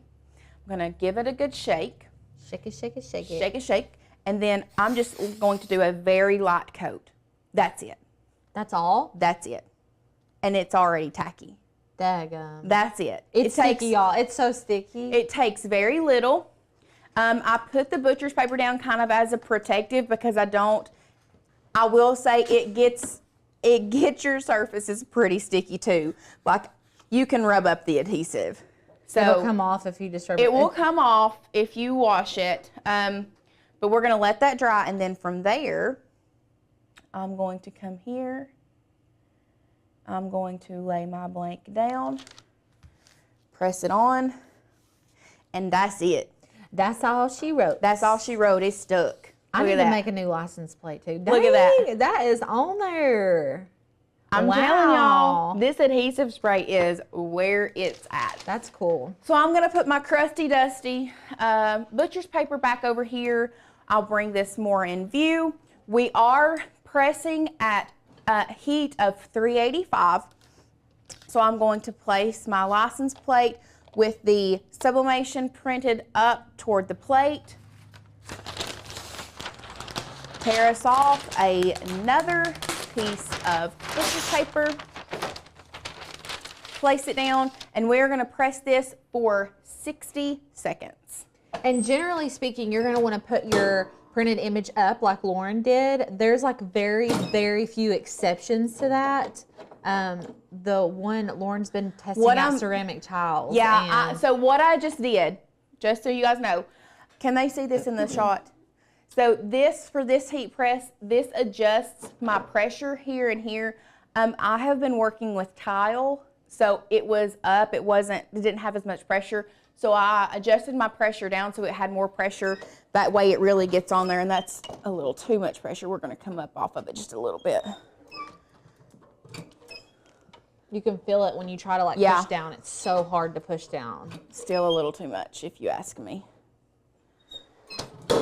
There we go. There she goes. Perfect. Perfect. So we're going to let that go for 60 seconds. I'm going to have to watch this because I have it set for 330 seconds right now. What were we doing? The tiles at the tile ornaments. Yeah. Takes it a while. Yeah. Okay. She's smoky. What? I don't think I have a heat glove, but we'll figure it out. Oh, there's one right under. Look. Oh, I see it. I see it. Also, we've only had one for like weeks now. I don't know. Okay, so we're gonna bring this over here. A lot of our blanks are from Amazon. We get a lot. Yes, we get a ton of blanks from Amazon. The link for the spray is not in the description, but we did have it above. It's from bradshawblanks.com. Yes. We're gonna add it to the description here shortly so you guys can get Dye Trends Pro Spray, Bradshaw Blanks, small business, definitely support them. I'm really curious how this comes off. Oh, it just comes right off. Just comes right off. Yep. That is a fun time. Now, one thing, it's already cooled down.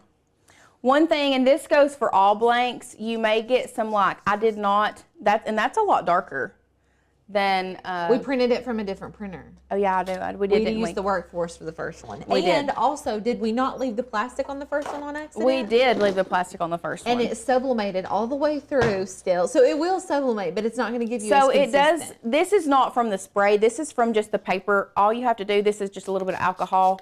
I'm just spraying this down, and then wiping it off. That looks good. I'm just seeing it on my screen. That's beauty, y'all. You can sell these. Did You could sell the crap out of literally these. keep the same concept. Let me pick it up. Keep the same concept. You already have this. It will be in your Canva. All you have to do is rinse and repeat and go in there and change the letters. Literally. Do you realize how easy this is? Literally so. Literally so easy. Honestly, Lauren, you could sublimate without the letters and have your blanks ready. And then when people order them, you can apply permanent vinyl to the monogram area. You could go ahead and pre-make all of your blanks and have them ready if you wanted to. If you wanted to. That's just another option. Yeah. I personally wouldn't, because I don't like to pre-make things. I like to make to order. Yeah. But just an option, just a thought. But I you mean, can it sell is. those. Those are very, very cute. I'm obsessed with it. I'm obsessed. I mean, I'm even more obsessed with it than I was the very first Sadie one. can't have that. I want to have it. Sadie can't have it. Even though it's got her Sadie's name on initials it. on it. That's so cute. Everyone loves it. Megan says, oh my word, that's gorge. Really like it. Love it. Adore Yeah. it. I love it. And these Let are, me see. That looks so, I mean, they're like just, wow. wow. It's so cute. Like the colors look good. I mean, I'm obsessed. I know. Today I have some really great tips and tricks for you as well, as we did have like 2 or 3 trial ones before this that we were able to perfect. So we're going to talk about that today. We're going to talk about heating sources. We're going to talk all about sublimating on acrylic, because that is actually to me like a little bit more nerve-wracking. It is. There's more error that could happen aside from your print for this project, so Yes. more heating elements, but it's gonna be really good. I'm super excited for some of the hacks, and it's going to be so good, and we are really excited. Lauren, what's everyone saying in the comments? Yay, I cannot wait to make this project. Let's go over to the craft table and take a look at what's going on, so I can give you a full-on review of everything we have here. I'm with my water down here. There's not too much here if you already have your sublimation supplies. I mean, it's really just getting the blanks. So this is your acrylic blank that you have here. I'm gonna measure this real quick. I wanna tell you the size ours is. It's a 3-inch circle. It's a 3-inch circle acrylic blank, and they're awesome. We're gonna actually turn it into a keychain. I mean, guys, can you see that? I don't know if you all are able to see that. We can go overhead if we need to. We can go overhead. This is what we're making today. Tell me if I need to move it up or down, or how is it? Oh, sweet. So this is what we're making today. I mean, Lauren, this is so adorable, and this is like real life. Like this is something people could really use. A perk is that this vinyl won't fall off because we're not using vinyl today. Right. So that's really a big deal. Oh yeah. Big deal. Let's go over supplies real quick. I have the heat glove because we love these. I think if you're gonna sublimate and do anything other than t-shirts, like you need these. Like these are like at least one. If you could have 2, even better. Right. I'm definitely using rubbing alcohol today, paper towel.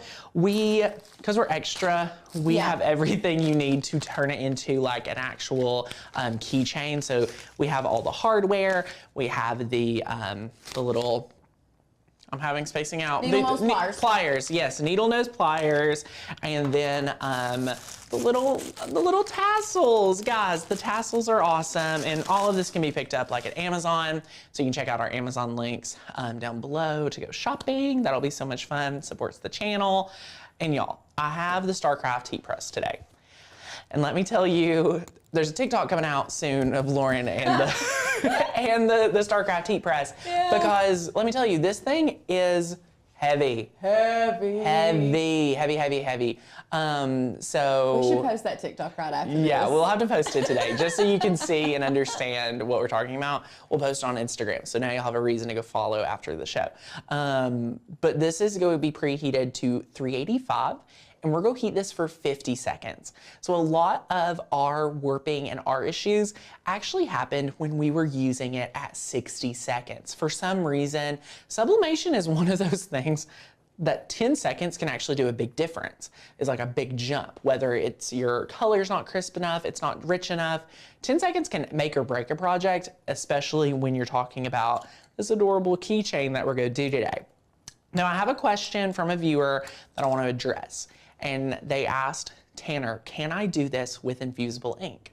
And the answer is, technically, you could use half of this project, and you'll know what I mean when we get to Design Space. You could do the shape of the outline. You're not able to do the text as easy as we are today. Like, you can't tell infusible ink. You can't print on infusible ink. It would be really cool. I've never tried it, but you could cut the shape out in infusible ink and then use an infusible ink marker to actually draw the writing if you really needed to. Right. But it's a lot easier what we're doing today with sublimation. So yay, oh my gosh, if you have the gloves are a must. Yes, I'm glad everyone's like in agreement. We have to have the gloves. Yes. I love that. So this is the StarCraft heat press. I get questions all the time. Is this worth the money? It's the clamshell. I did splurge on it. I don't splurge a lot on utensils, but like, they're always sold out. Yeah. They're always like talked about, and I wanted to know why. This does not have the swing away arm. I thought I would be very upset not having a swing away arm. I actually really like not having a swing away arm. I know that sounds crazy, but I haven't needed it. I will say I've done a lot of trainings, especially Lauren, when we were doing boot camp. Boot camp would have been very helpful to maybe have a swinging arm, but we made this work great. So Deborah has a good question before. Here is what we've done so far in Design Space. Like, this is not super tricky at all. We're using 2 fonts. We are using 1 Maker's Gonna Learn cut file, and we're actually using 2 images from Maker's Gonna Sublimate. So over here that I've selected right here, this is from Maker's Gonna Sublimate. So you're getting the sublimation background swatch, and you're getting the sublimation watercolor. So there's a few different ones you can choose from. Lauren, imagine using the watercolor on a full wrap tumbler. Oh, I think it would be beautiful. I love that. We have some really fun full wrap tumblers coming out. I'm gonna do a video comparing the Easy Press, the mug press, excuse me, to the convection oven. So those will be really good for the full wrap tumblers. So in addition to the files from the Maker's Gonna Learn sublimation course, we're using 1 file, which is Spring Flowers from makersgonnalearn.com. So if you're a member, you'll have this one. And then we're actually featuring 2 fonts today. So we have Albuquerque, and we also have Growing, I believe. Oh my gosh. I had it. I was so proud of myself for memorizing. No, it's not downloaded. I was so proud of myself for having it memorized, but I'll find it real quick. Let's go to makersgonnalearn.com, and I'm going to download it, and I'm going to show you how easy it is to download a font today. It starts with a B. Oh my gosh. We had this issue literally Is this not last so week. fun? Oh my gosh. We had this issue last week. I'm not going to write down the, oh my gosh, it's called Blown Away. That's it. I love Blown Away. That's why it's one of my top, I think it's in my top 10 because Blown Away, when we first added fonts, this was one of our first. So Blown Away kind of has a special place in my heart. Yeah. I highly recommend y'all to download it. So when you become a member, which you can today using the coupon code MAKE to get that year membership if you don't already. So once you download that, you get this zip file. We're going to open up the Blown Away font right here. We're going to install that font. And then bada bing, bada boom. Lauren, that took what, 20 seconds? Right. I mean, look at that. So what I'm going to do now is head over here back to Design Space. And we already have it. So what we could do, one of my favorite hacks that Lauren taught me was if your project's saved and everything, you can just ask Design Space to reload, and then you will have your correct font. So I love it, love it, love it. So Sandra asks, she said, I have the Cricut mug press, but my next big purchase is going to be a bigger mug press that I can do all shapes and sizes. do we have a recommendation? We actually Oh my recommend gosh. a convection oven. Yeah, over a mug press. Sandra. I really want you to consider the convection oven because it's going to allow you to do tumblers in our specific convection oven that's mentioned in the course. Lauren, I can do 3 full wrap tumblers at one time. That is huge because, for example, just to understand the training in the sublimation class, as the craft develops and we learn new things, we actually update the curriculum. So my original training was to do a full wrap tumbler just in the mug press. And then after I started playing around with the convection oven, I was like, whoa, this is a game changer. The results are so much better than a mug press. I mean, it's almost flawless. Like, it's really, really good. Especially, just to give you a recap, when you are doing a full wrap tumbler and you do it in the mug press, it's theoretically really hard to get like that lip, that professional lip to go underneath for it to transfer. The mug press doesn't do that. But when you're using the convection oven, you tape it really well. Some people saran wrap it, and I personally will just be real with you. I don't, and you'll see the results I get with my full wraps. I mean, they're flawless. But nonetheless, you are going to get something awesome. So yeah, that's what I recommend. Sandra, it's $80, so it's a really great deal in comparison to some other things on the market. So just be careful deciding so that you can save money, have something be effective. If you're making and selling projects, sublimation is for sure for you, and we love that. So anyway, let's head back over to Design Space. This is super awesome over here at Cricut Design Space.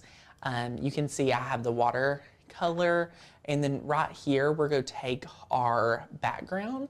I'm just gonna place it. You can pick like what area you want to do it on. I'm just gonna place it right here.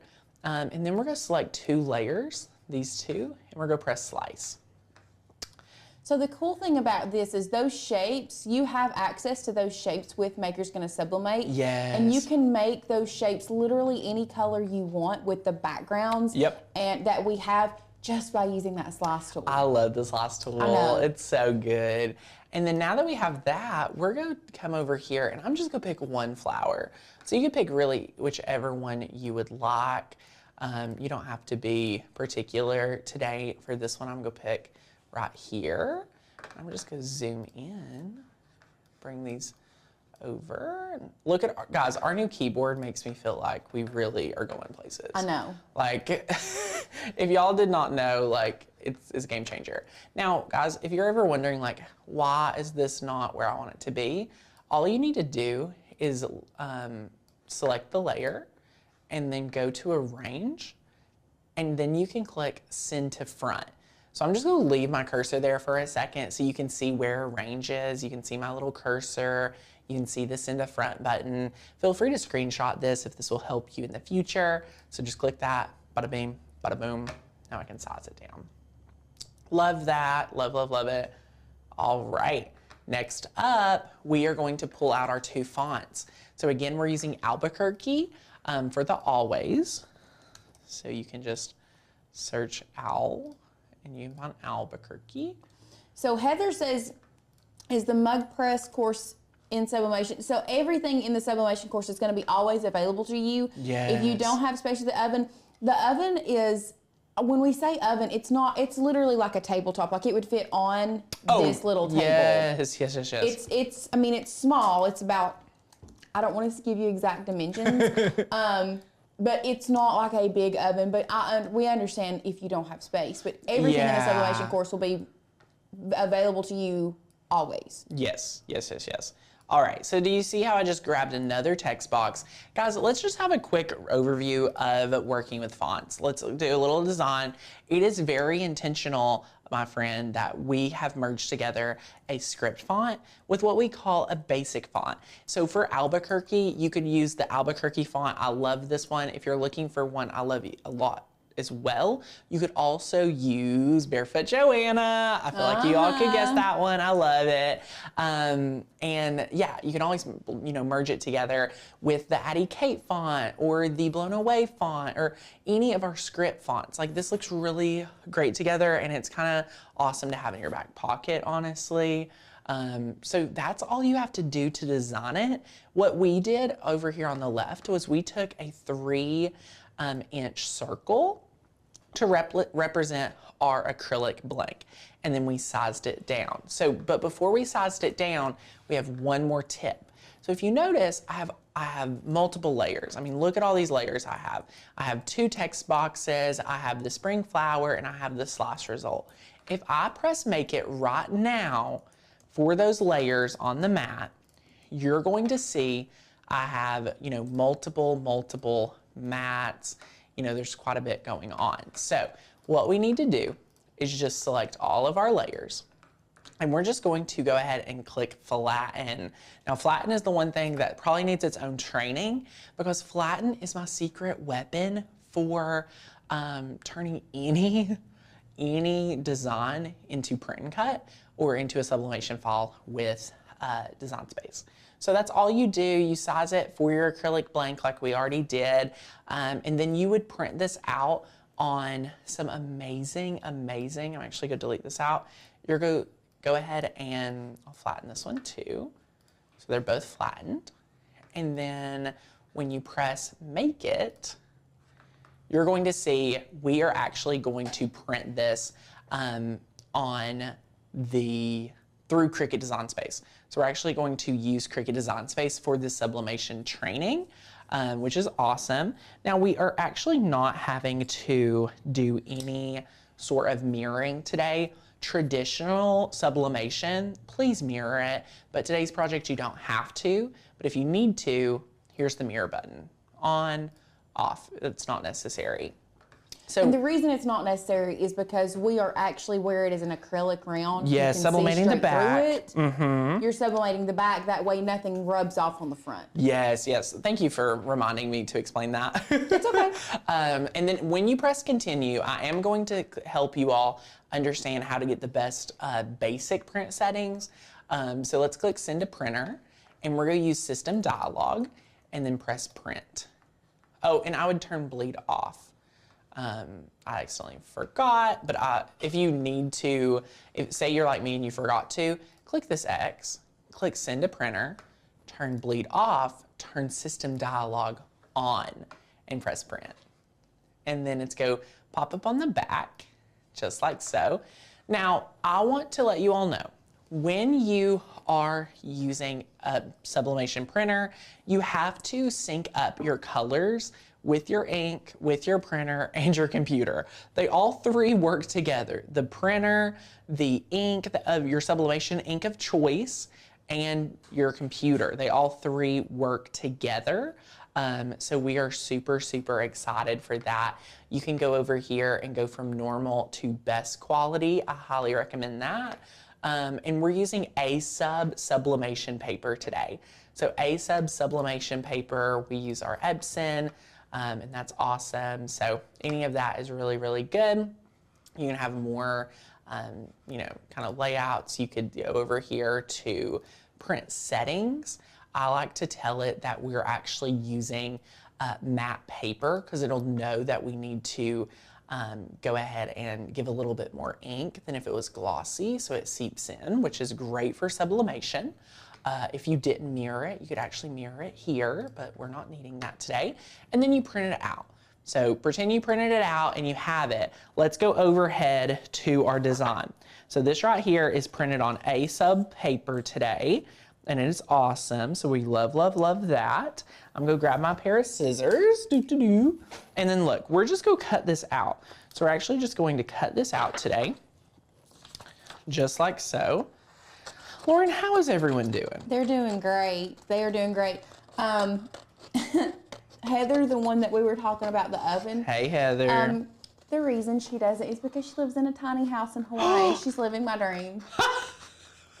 Well, Heather, honey. Yeah, we understand. I hope you go to the beach. Maybe, I mean, I'm honored that she's watching. I hope you're at your tiny home. We want to live vicariously through you. Yes, yes. Will you start making TikToks? Just make TikToks. Yeah, just make TikToks about it. So we can see where, see the beach. Yes. So notice this is very matte paper. And notice, I just want to give you, let me give the background here too. If you notice, this is a little bit, the finished is a little bit more vibrant than our printout. That is normal for sublimation, okay? That is very normal. So what we're gonna do now, we have heat resistant tape on the table, and we're actually going to tape our design to the back of one of our acrylic blanks. So I'm just gonna remove this right here, and before we tape it, we're actually going to clean it with rubbing alcohol. Love cleaning any acrylic, glass, anything like that It's with rubbing actually, alcohol. when you're doing sublimation, one of the things that I have discovered, whether it be an acrylic, you would clean it with rubbing alcohol, but if you are doing any type of shirt or like a lint roll it. You gotta lint roll it. It is imperative that you clean or lint roll, because any little fiber will seep into what you are sublimating on.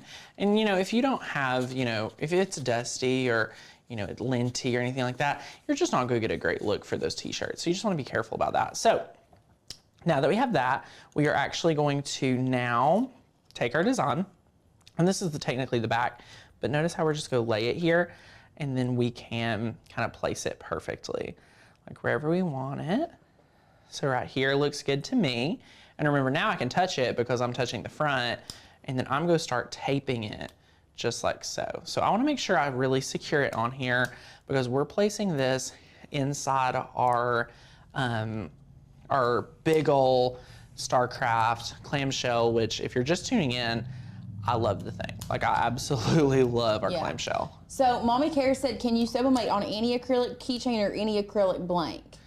I believe, so acrylic you can actually sublimate on, and it's really, really awesome. So if it's flat, I would definitely, you know, make sure, depending on, you say any, so that starts to scare me, like if there's any is like, I don't want to say yes you can on any. Yeah, that would be like saying you can sublimate on any piece of wood. Like, I wouldn't sublimate on any piece of wood. I mean, I wouldn't sublimate on treated wood. Yeah, exactly. Like, you have to be careful with all of it. So yeah, but you can sublimate on acrylic in general. So that's awesome.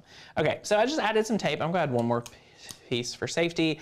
Did I overdo it? Probably. It's okay. But okay, so what we're gonna do now, you might ask a question, Tanner, do I sublimate acrylic up? Do I sublimate acrylic down? Wherever your sublimation paper is, the sandwich should be, actually, speaking of sandwich, I'm gonna rip this in half. Okay, we're gonna have, the sandwich will be inside your heat press, which we'll go to the heat press camera here in a minute. You will do butcher's paper down, your design with your sublimation paper facing up, and then another piece of butcher's paper. So Sadie, can we go over here to our clamshell camera? Thank you. So we've got our butcher's paper down here. We're preheated to 385, y'all, 385. And then what we have done is we have got the timer set for 50 seconds. Not 60 seconds. We had some issues when we went to 60 seconds. So what we're doing today is we're going to place our sublimation design. I'm actually, Lauren, going to intentionally place it more towards the front. And why I'm placing it more towards the front is because this is acrylic. I don't want it to warp too bad. I feel like if it's further back, it's gonna have even more pressure.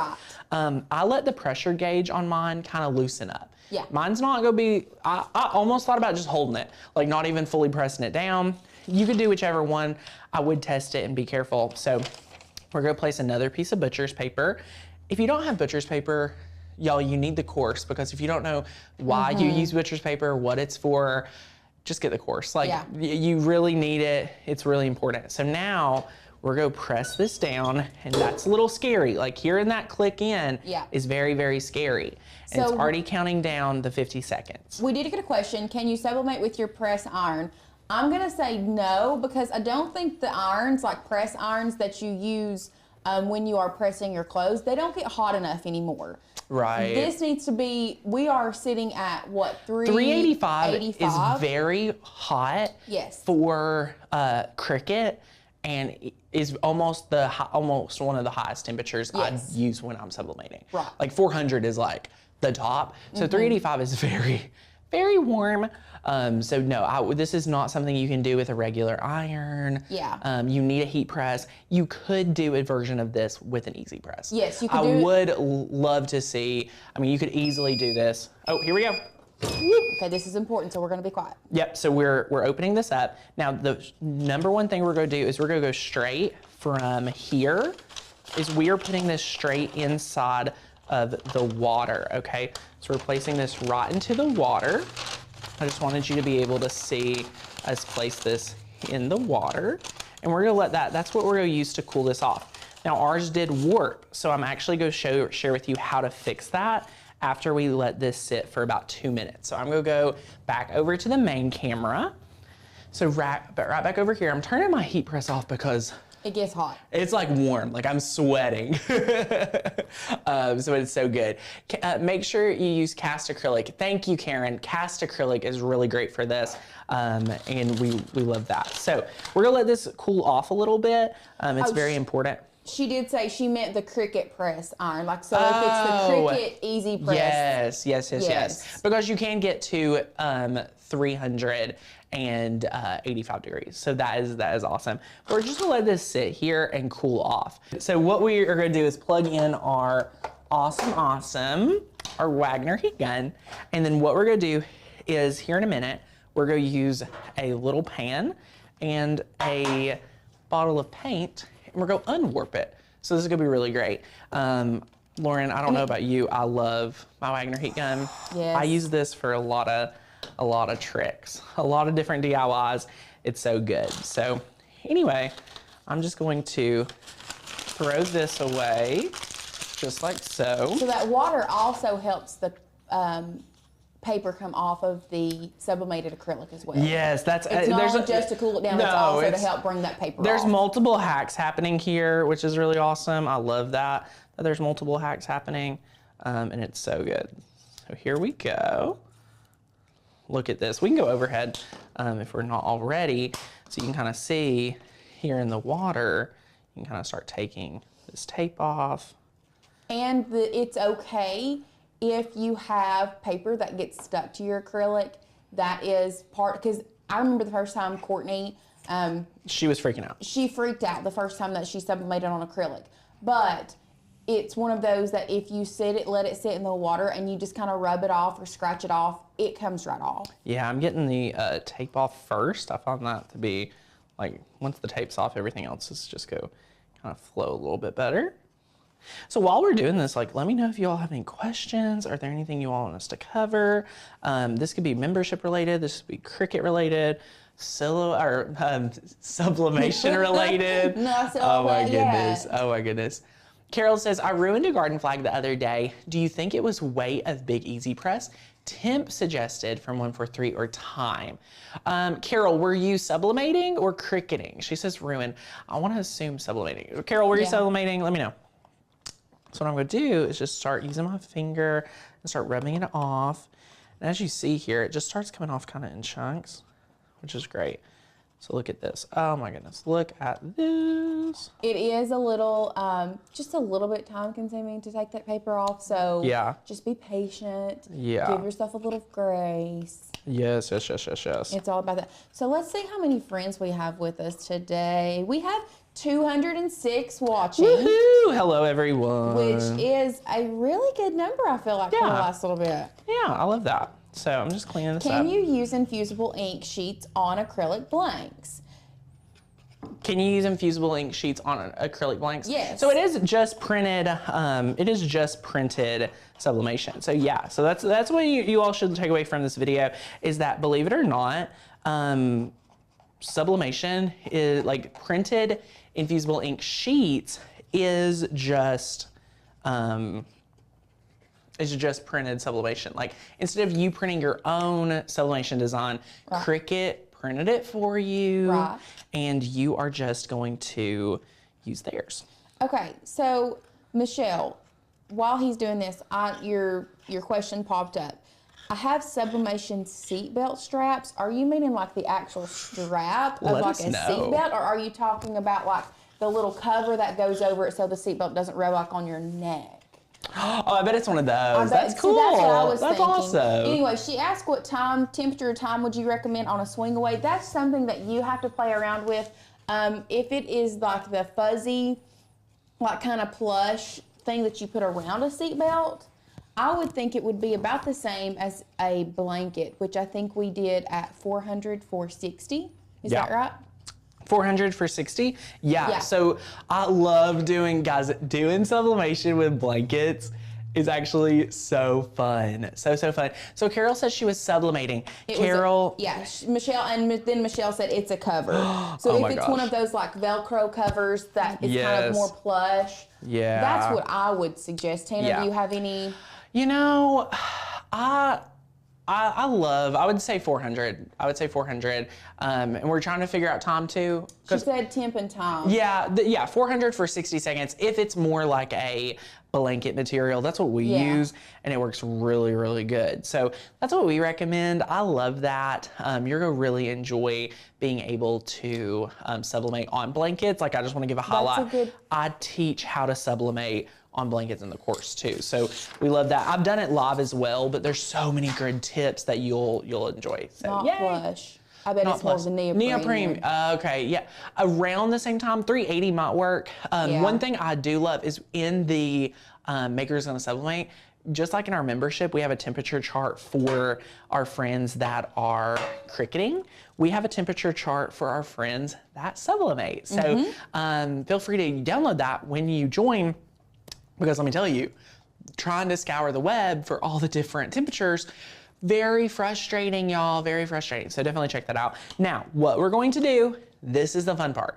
We are going to go to the high setting. We are going to watch this acrylic kind of flatten out. As you guys can see, can we have the overhead?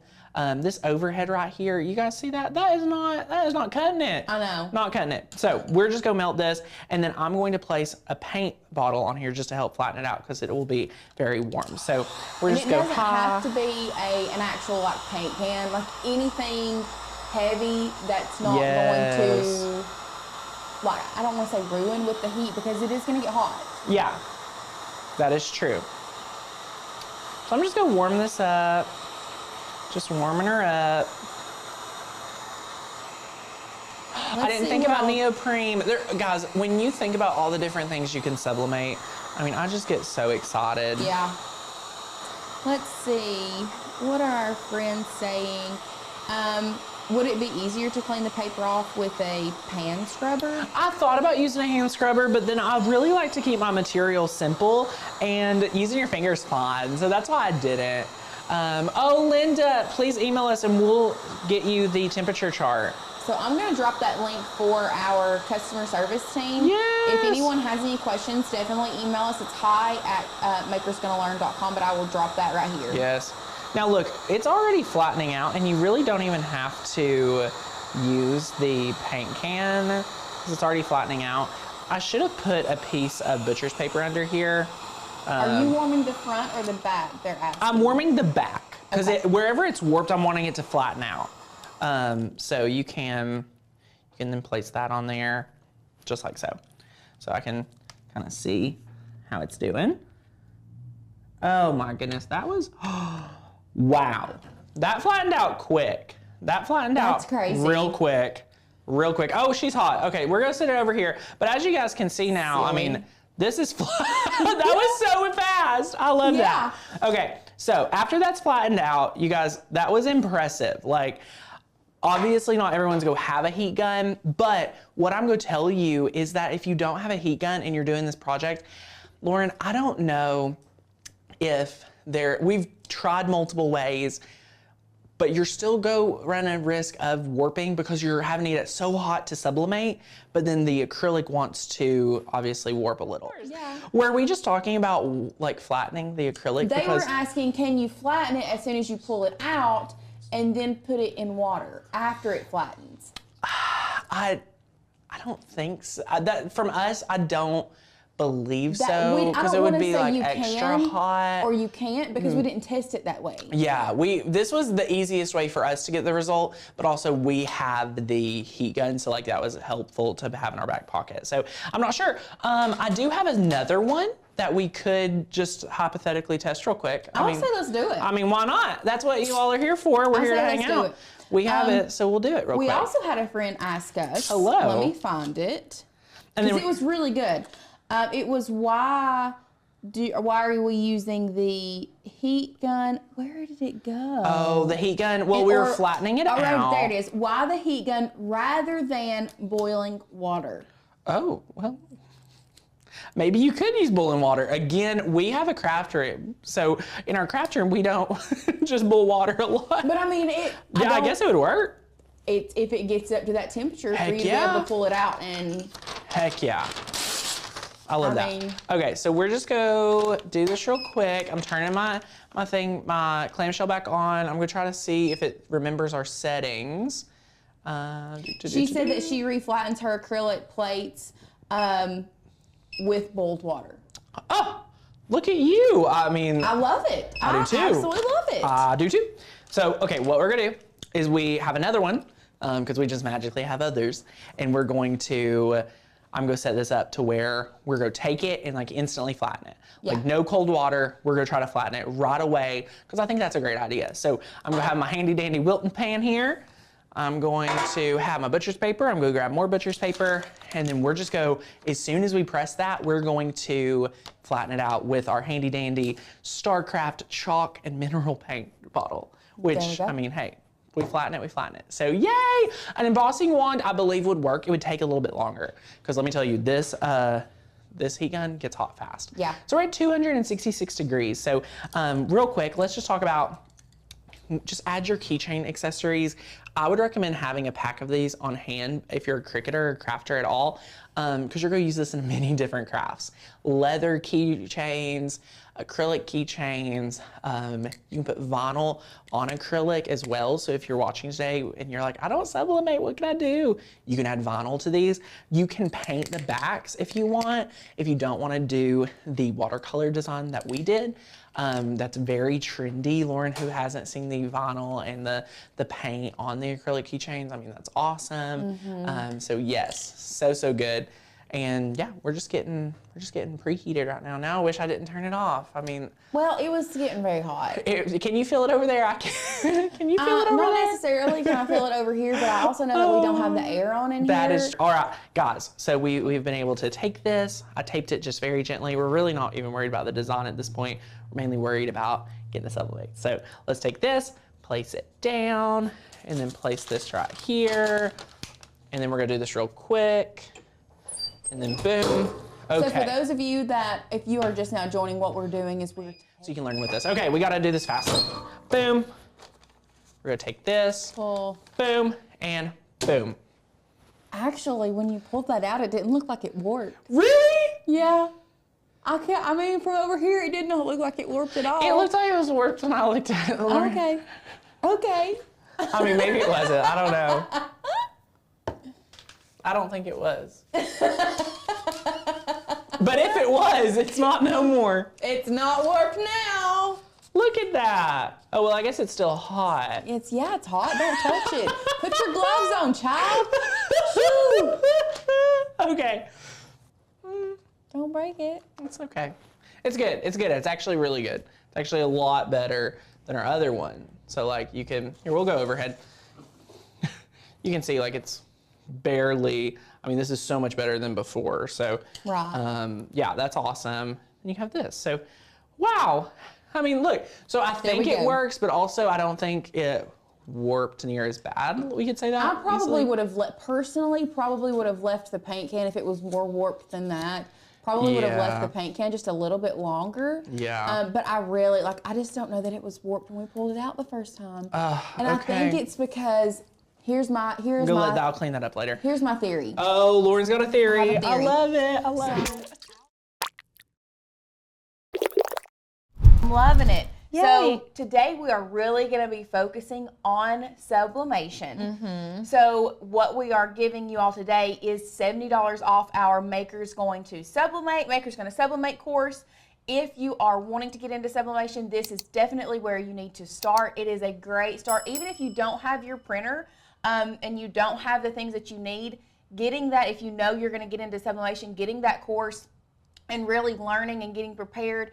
Tanner is actually going to be in the process starting next week, refilming some stuff to update our sublimation course. We talked about files on the live yesterday, them adding files, because we weren't adding anymore. And so Tanner said that they were thinking about adding files? they've been thinking about it. Oh, wow. Yeah, so that's kind of a big deal. That's a huge deal because Tanner was very adamant when this came out that they were not going to be adding files, which the good thing about it is you can still take the Maker's Gonna Learn cut files and any PNG that we offer, any print and cut is going to be Sublimation ready. Yeah. But really and truly, you can take something of an SVG and flatten it in Cricut Design Space and turn it into, or really any software. Yeah. As long as it's a flattened image and or a PNG, and you can print it, you're going to be able to sublimate with those files. So, and I think that the sublimation course goes over that, like what type of files you use and etc. Because those are things where I think a lot of people get held up. They're just like, do I use an SVG? Do I use a PNG? And they each mean different things. And so the sublimation course kind of lays it all out for you. It's like, okay, this is what you need to know for this. This is what, and it gives you a good solid foundation, especially if it's something you've invested in. Like, you don't want to just go in and buy all this stuff and then start doing it and you're like, where do I even start? Because it can be overwhelming. It's very there's a much lot. so overwhelming. Yeah. We did have a friend ask us, is this course already included in the Maker's Gonna Learn membership? Unfortunately, this one is a separate course from the membership, and the reason is because we spent so much money going into creating this course. When I tell you, I was here when they put this course together, when they built this course. The amount of blanks that we went through is you are going to save yourself so much money strictly in the blanks that you're going to waste. Because when I say there was one day that I think we went through 15 coffee cups trying to get this right, that's no joke. 15 messed up coffee cups that we ended up just having to throw away. I did 6 tumblers the first day that I sublimated because I didn't take the sublimation course. I was just here playing around, and it was my first tumbler experience, and I did 6, and it still wasn't perfect. And I was trying to learn on my own because I'm just stubborn like that. But I really, really think that the course is very helpful. Oh, we have it. Because I'm going to go ahead and I'm going to show you guys like all the supplies you need, and then we'll hop into Design Space. So if you didn't see the thumbnail, this is what we're going to be making. These are socks. Are these not the cutest things ever? Can y'all see these well? I mean, I am obsessed. This is Penny. This is Courtney and Tanner's little pepperoni. And I designed all of this in Design Space. You can do it in Canva as well. And then these were the first ones I ever did. I just kept one because I was like, I need to show the first one that I did. And you can see like I have a little seam here, but this is my baby. I made these for my husband for Father's Day, and they say, I love you, Dada. I'm like obsessed with those. I think they're so cute. So anyways, you're going to need a pair of polyester socks. That's like the first ingredient in this project. So these are Dollar Tree socks. The brand is Juncture. And they just sell them individually. But the first ones I did were Walmart socks, and there were these long tube socks you can find in the men's section. And I want to say they come in like a pack of 15 or something crazy. Like, there's a bunch. So I had those left over. We're not going to sublimate on these today, but this is the same sock right here. So you can tell that it works just fine. You just want to make sure that they're polyester. Like, whatever socks you're buying, they need to be like 50, 60 plus % polyester. I would say 60 plus for sure. Yeah, 60 plus is going to get you a really pretty, like, vibrant color. These are just Fruit of the Loom. These are more Walmart socks. I don't honestly know where these came from. Did you put these in here? Maybe Courtney did. She must have, because I did not. They were with all the stuff, and so I was like, I can feel that they're polyester. Like, you know how polyester socks feel? Oh, yeah. So anyways, I'm going to be sublimating on the Dollar Tree ones. And then also, we bought this off of Amazon. This looks weird, but it is a sock. What do I want to call it? Form. A sock form. Yes. So this is actually to put your sock on, like you would slide the sock on here. I'm going to show you all what I did the first time that I made these. I did not have that, and I didn't want to wait for it to come in from Amazon. So I just cut it out of a poster board. I don't know if that's allowed, but we're doing it. I mean, it worked. It did work. It did work. And I actually used foam board the first time, and it kind of like melted to my sock. So I used poster board, and it was like chef's kiss. It worked so perfectly. So you don't actually have to buy this. Like, so far, all we're buying is $1 pair of socks, right? And if you've already got your sublimation stuff, like, you're gravy. Like, you're gonna have almost everything you need. Yeah. I've got a lint roller. This is just good to have on hand if you are a sublimation gal or guy. And then I've got heat gloves, a pair of scissors, butcher paper as always, heat tape, and then I've got my poster board right here. And that's it. Oh, and our heat press, obviously, this big old thing. Big old honking beauty. And honestly, like, I know that we don't recommend a easy press for this, but if you have sublimation stuff and you don't have a heat press yet, which usually if you're going to sublimate, you get one, these are not too big to do in an easy press. No, those would work great. If you were going to do any, I would do the shorter ones, like from Dollar Tree. Yeah, like the ankle socks. And you could do it with the easy press. Yeah. So anyways, let's go ahead and get into Design Space, and I'm going to show you all how I lay my design out. You can do this in Canva or in, Canva or Design Space. And I'm using a few different elements from Maker's Gonna Learn. So what I've got here is 2 different files. Oh, I flattened them. I was testing our printing earlier. So these are the 2 files I'm going to be using today, and they should be linked below. And then I'm going to pull in an actual photo of Penny, which is the little pepperoni that was on the socks. I'm going to pull her in. Let's see. Let's browse. Recents. I like to grab all of, where did it go? I like to grab all my images first before I actually start my design process. So someone asked us, while you're looking for that, someone asked us if they could do infusible ink with this. So this is, sublimation is the same thing as the Cricut infusible ink. The only thing is, with the infusible ink, you're not going to be able to print out a specific picture. Yeah. With the infusible ink, what you're going to have to do is take the already pre-cut or the pre-made sheets of infusible ink. Now, if you just wanted to use cut files with that, you could cut out the cut files and place them different places on the sock, and still infuse them into your polyester or polyblend socks. Yeah. That is possible. It does not have to be full sublimation if you don't have the stuff for sublimation. Right. You can just piece it on there.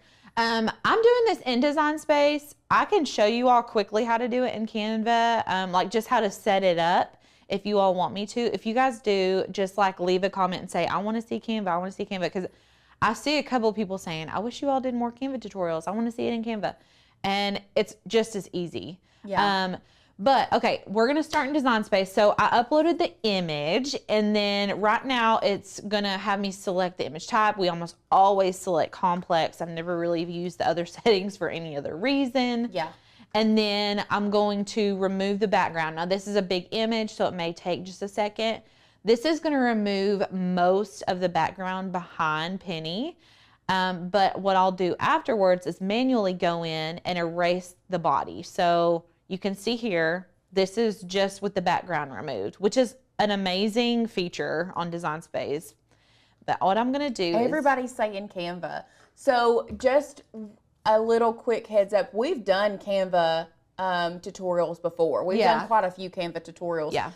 You may have to go back and watch them through a live. There's also a Canva tutorial in our sublimation course. If that's something that you're interested in, you can grab that sublimation course today for $70 off. But it's so easy in Canva. Honest to goodness, I sometimes feel like Canva is easier than Design Space. It can be, especially for sublimation. It can be much easier. But I know that you all have Design Space, okay? Not everybody has full access to the background remover tool in Canva. You have to have the Pro Canva. You also have to have access to do it here in Cricut too. You do, but I know that everyone has a Cricut probably that's here. So we'll do Canva though. We'll do Canva. We'll just keep on trucking. But what I've done right here is I selected the erase tool and I just bumped it up to a little bit bigger.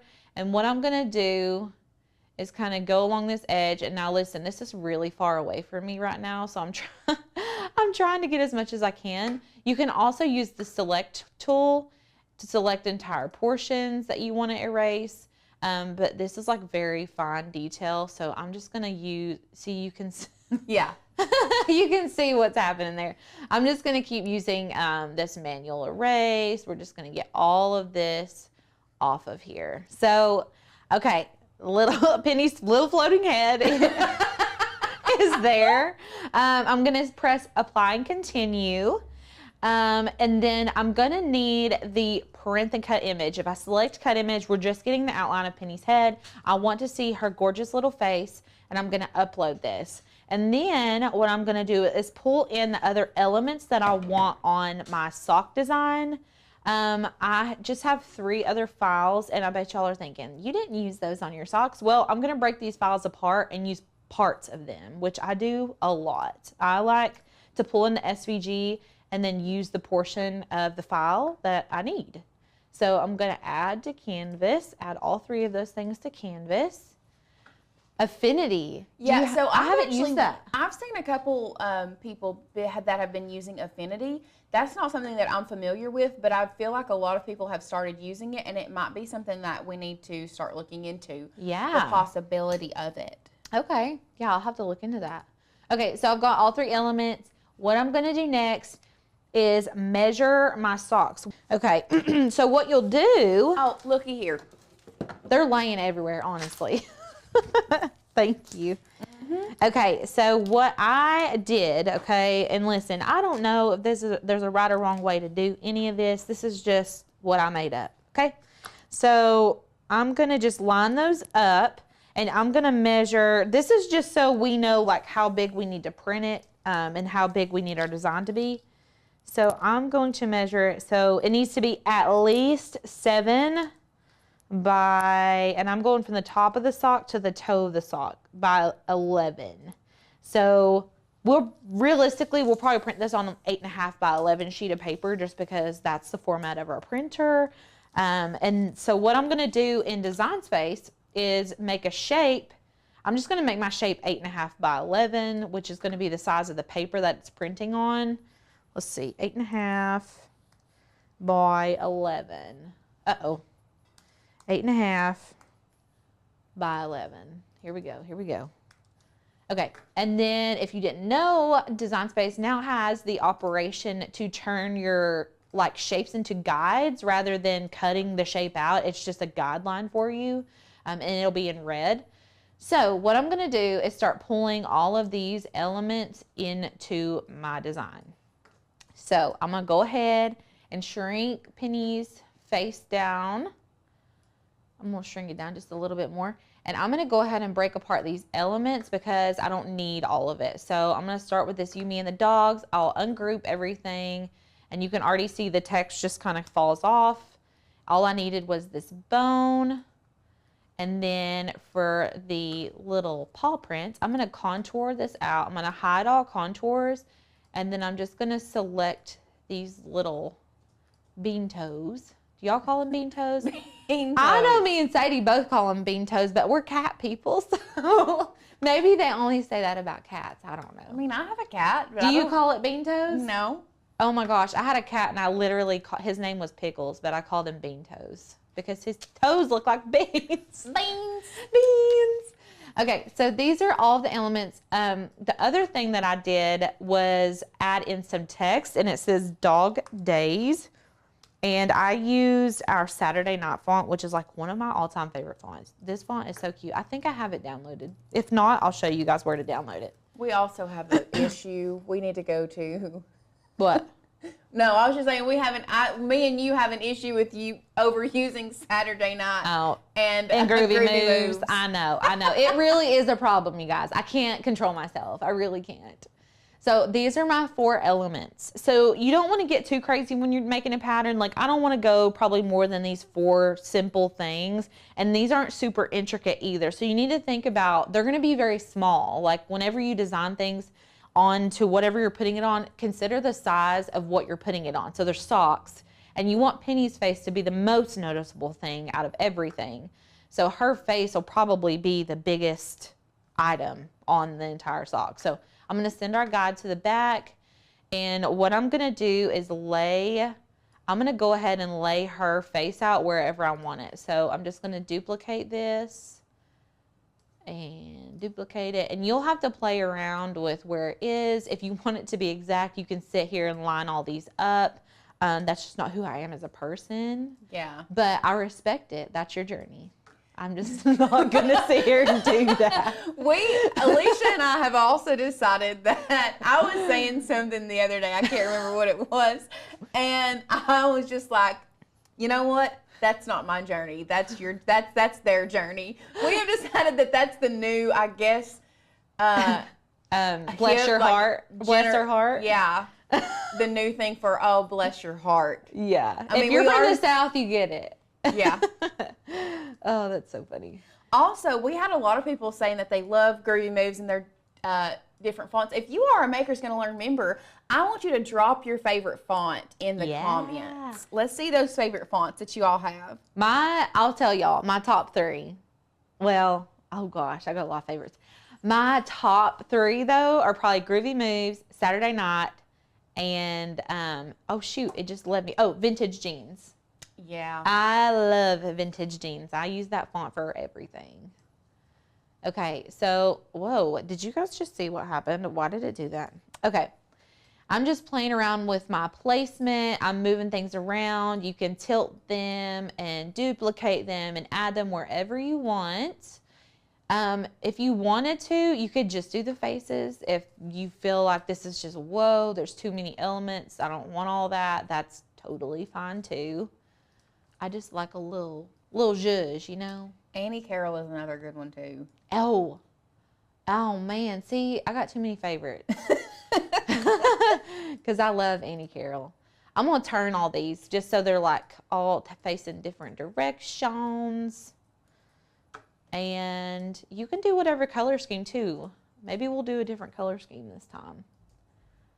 I'm going to add another Doggy Days in here somewhere. Maybe here. Yeah. And I'm going to shrink it just a smidge. Okay. Are y'all with me still? We're just designing now. We haven't done any sublimation yet. But the sublimation part is cake. Yeah. It doesn't take long. Now, I didn't move Penny's head. I kept her face forward. So I'm going to keep that the same one here as well. Let's see. I mean, I feel like, bless you. Bless. Okay, let's go ahead and change our colors. So all my Doggy Days, I'm gonna make them the same color. Let's just do purple. I pick purple and orange every time. It's who I am, I can't help it. Okay, bones, let's make those.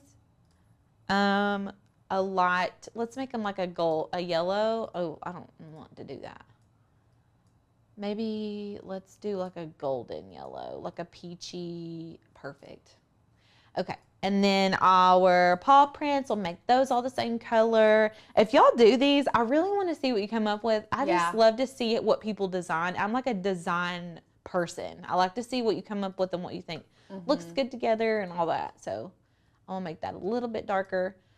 And then I'm also going to put a background on this. So I'm just pulling in a square and I'm going to unlock it and make it 8.5 by 11. I guess I could have technically just changed the square that was set as a guide. I could have just changed that, but that's fine. Okay, I'm just like playing around with my placement here, y'all, because I want all these holes to be filled in. I feel like that looks good. What do y'all think? Do you feel like I need more? Less? I feel like there's a couple Penny faces that could be separated. Separated? The one in the middle, right there, just pull it up. Just, yeah, that's it. That's all I needed. And actually the one down to the left. Nope, up, right, nope, down, right there. That one? Pull her down, right there. There Good? you go. Okay, perfect. So what we're going to do next is flatten everything. So if you were printing anything, you need to flatten it. If you're printing from Design Space, you need to flatten it. And you need to mirror it. So, what happened to that? I think the guide. Did the guide flatten too? I think it did. Okay. Because I ain't never done that one. Okay, let's flatten that up. Beautiful. Okay. And then what we need to do, what is going on? Did you see what's happening? Okay, so what happened is that Dog Days, that black outline goes away when you flatten it unless you add that pen function.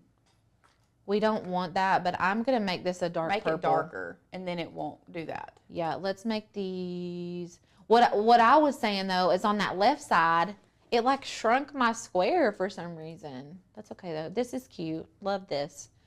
Okay, flatten. Perfect. That's cute. Better.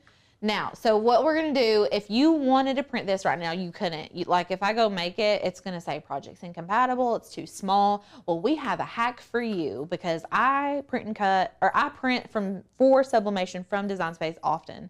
So if you click right here, it's going to say your image is too large. It needs to be between 6.75 by 9.25.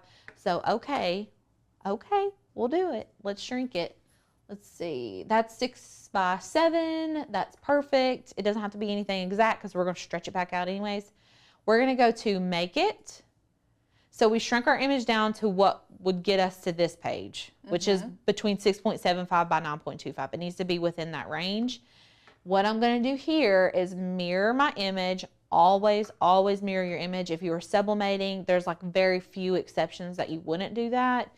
And then we're going to send to our printer.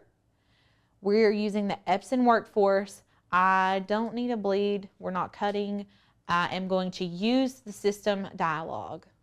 So let's just start. I'm going to show you guys what I did again because I feel like it's a lot. Okay, so it's going to come in unmirrored. You're going to be looking at it like this. We're going to mirror our image. We're going to continue. I'm going to send to the printer, turn off the bleed, use the system dialog, select print. It's going to look like it's loading for 100 years. If you stare at the screen for too long, like it's not going to pop up. It's just going to do this. So what we do is pull our screen down and there it is. I don't know why Cricut hasn't fixed that yet. I mean, we're not going to get started on why Cricut hasn't fixed a lot of things yet. Yeah, okay, we won't. So when you get here, you're still not going to be able to customize your print settings. The only thing you're going to be able to do is select best quality, which we are going to do that. You could select what tray it goes from, but we're not doing anything there. You do always want to select best quality, but what you'll do is come to this drop-down menu right here on the left side, and we are going to open it in preview. So it still looks like this. It's still mirrored. I'm going to go File, Print again. I know this is a lot, but like we do this so much, I could do it in my sleep. Don't you feel like that? Yeah. I feel like I do this print from Dialog Box every day. And so right now we are on 8.5 by 11 paper, but our image is not filling up the paper because we had to shrink it in Design Space. So what you can do is just zoom in. We're just going to play around with the numbers until we get a full page. Let's do like 150. I mean, we're getting there. What we could also do so that we don't lose all of our image, is like print two. Like we could do this one and then print another one, if that makes sense. Yeah. We also had somebody ask us how we felt about, since we aren't cutting, how we felt about doing this in Canva. We love working in Canva. We love being able to, we print a lot of our sub stuff from Canva. You can upload Maker's Gonna Learn files, PNGs, into Canva and do it that way. Another way that you could possibly do that is take a screenshot of that specific area that you've designed in Design Space and then upload it to Canva and resize it. Yes. Yeah. So that's just another little tidbit. There's Canva hacks also. Okay, so this is what it's going to look like when it prints. I'm going to go ahead and send this to the printer. I'm sending two because I want to use one for the front and one for the back of my socks because these are sublimated on both sides. So Brad said, can you just use the scale to fit option? We had done that, but because Cricut does the black border, it really is like, it's still not, the black border is not 8.5 by 11. So scale to fit, the image is still not going to move around. Yeah, we did not use scale to fit. We just used the scale up.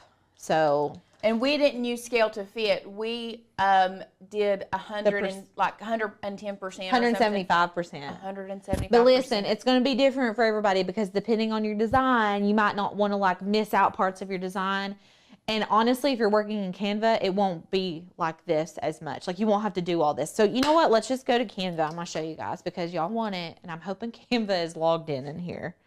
let's see, Canva, where are you? Oh, yeah, it's in. We also had the question, if your tank or printer has been used for regular printing, can you change it to sublimation? We do not recommend you taking an inkjet printer that has already been used with inkjet ink and changing it, what am I trying to say? Like transforming or converting. Converting it. Words are hard today. Words are hard. Converting it to a sublimation printer. Just the same as if you use it as a sublimation printer, then I would not go back to ink. You can't go back and forth between the two. The inks are completely different. Yeah. Okay, so this is a little bit different because in Canva, it's not as easy to like ungroup your images and like cut out what you don't want. It's not the same. Why don't you take a show them how to take the screenshot from Cricut Design Space and then add the image into Canva. Oh, sure. Okay. That would probably be the easiest. So we've gone over how to design it in Cricut so that way you can contour out and flatten and all that stuff. So what you can do. What is it? Control Shift 4. Hello. Control Shift 4. Or try Command. Command Shift. Command. Oh, there we go. There we go. Okay, and we're just gonna drag this over our image. And so it takes a screenshot, it grabs that image. Yep, and then we're gonna go to Canva. Oh, I'm gonna X out of that. And then upload. Where does it go? Recents? Yep, there it is. Okay, click and drag. Dang, girl. I ain't never done that before. What? I don't know why, but heck, I'm gonna be using that all the time. I do that all the time. And then it fits right on your 8.5 by 11. That's gorgeous. That's beautiful. Gorgeous. That's gorgeous. I love that. Okay. Yay. Okay, but what you need to do before you print anything, don't get crazy. Don't get too crazy. Flip it horizontal. It needs to be backwards. This works really well because if you are designing in Canva, one thing that I've come across that you need to be aware of if you are designing in Canva for something with sublimation, you cannot flip your text. You can't mirror your text in Canva. So what I've had to do is if I'm designing in Canva, go download it as a PNG and then re-upload the same thing I just designed as an image, fit it to my size, and then flip it, which makes no sense. Or you could just mirror it on your printer. Yeah, or you just, it's just a lot sometimes. Yeah. You find workarounds. That's why it's good to find a program that you like to design in and kind of marry it and learn it really good, and then you can just do whatever you want. You know what I mean? Which for us, we use both all the time, so. Yeah, and this is a great thing about if you don't have the Canva Pro, because Canva Pro is, you can't do the background remover if you don't have Canva Pro, but if you have Cricut Access and you have the background remover, you can remove the background in Cricut and then put it on a white square and then just screenshot that with the background removed and then upload it and then edit that image in Canva. Yeah. Okay, I need to go get the printouts. I'll be right back. Okay. So this is what it looks like once they're printed out. They're a little bit lighter sometimes whenever you print with sublimation ink, but they won't be like that whenever we actually sublimate. So before we do anything, I'm going to turn the heat press on. I thought it was on. It was. It must have just turned off, like went idle and turned off. I'm going to set it to 385. I need to stop clicking that pen. Let's do 385. What is our giveaway today? Sublimation printer. Is it a sublimation printer? Yeah. Oh, yeah, that's a big prize. Yeah. Like that's a bougie prize. Okay, 385. It's only at 73, but that's fine because I need to make sock templates to put inside of the socks before we actually press them on the heat press. So what you're gonna do is grab your socks. Let's just go ahead and open the ones that we are using today. So we had a couple people, we were talking about the difference between the EcoTank and the Workforce. The only difference, we love our Workforce, but if you don't have the money to invest in a Workforce printer, yes, I would suggest you get the EcoTank or the Epson actual sublimation printer. Yeah, I did. Okay, so before we don't want to just lay these on here and measure them out. We want to make them flat. So I want the heel of the sock to be at the back of the sock, if that makes sense. So I need the toes to be flat. Can y'all see what I'm doing? Am I off screen? We good? Okay. So we want it to be flat like this. If my heat press would hurry up, I could press these first. But you also want to make sure the heel is tucked in, okay? So we're just pushing the heel in just like that. And then so we'll lay it flat like so. And then same for this one. We want the heel to be in the back and the toes to be flat. I'm just sticking my whole hand in there to flatten it. And then you can tuck the heel in. And then what we're going to do is lay these flat. And we're going to literally, this is like very crafty. I feel like this is an old school craft, but we're sublimating, so it's not. Oh yeah, but this part is taking it back old school. This is like the resourceful crafter that I used to be whenever crafting wasn't so like such a huge thing. Yeah. So I just make one per sock because, I mean, you can reuse it if you want to, but I just get a poster board. This is also, you can get at the Dollar Tree. I'm just taking a pen, pencil, pen, whatever. And we're just going to draw all the way around the socks. This is going to go inside of our sock when we go to press it. Oopsie. And that way it just kind of stays firm. And when you press it, you're not going to be getting all these wrinkles. So I'm just cutting right inside the line. Also, we had someone ask, is a wide format printer necessary or just a want? This is where you really have to think about what you want to do as a crafter or a business owner, or what you plan on making. If you plan on making stuff that is, now keep in mind, if you do not have a wide format printer, you can only print 8.5 by 14, which is the legal size paper. So just keep that in mind. We have had friends that have said, I wish I would have got the wide format, but if you are just a hobbyist and you are just doing this for fun, there are ways you can piece images together. They may not look as professional if you don't have the wide format printer, but it's still doable. Yeah, gets the job done. Yeah. Okay, those are my they look like hot dogs or something.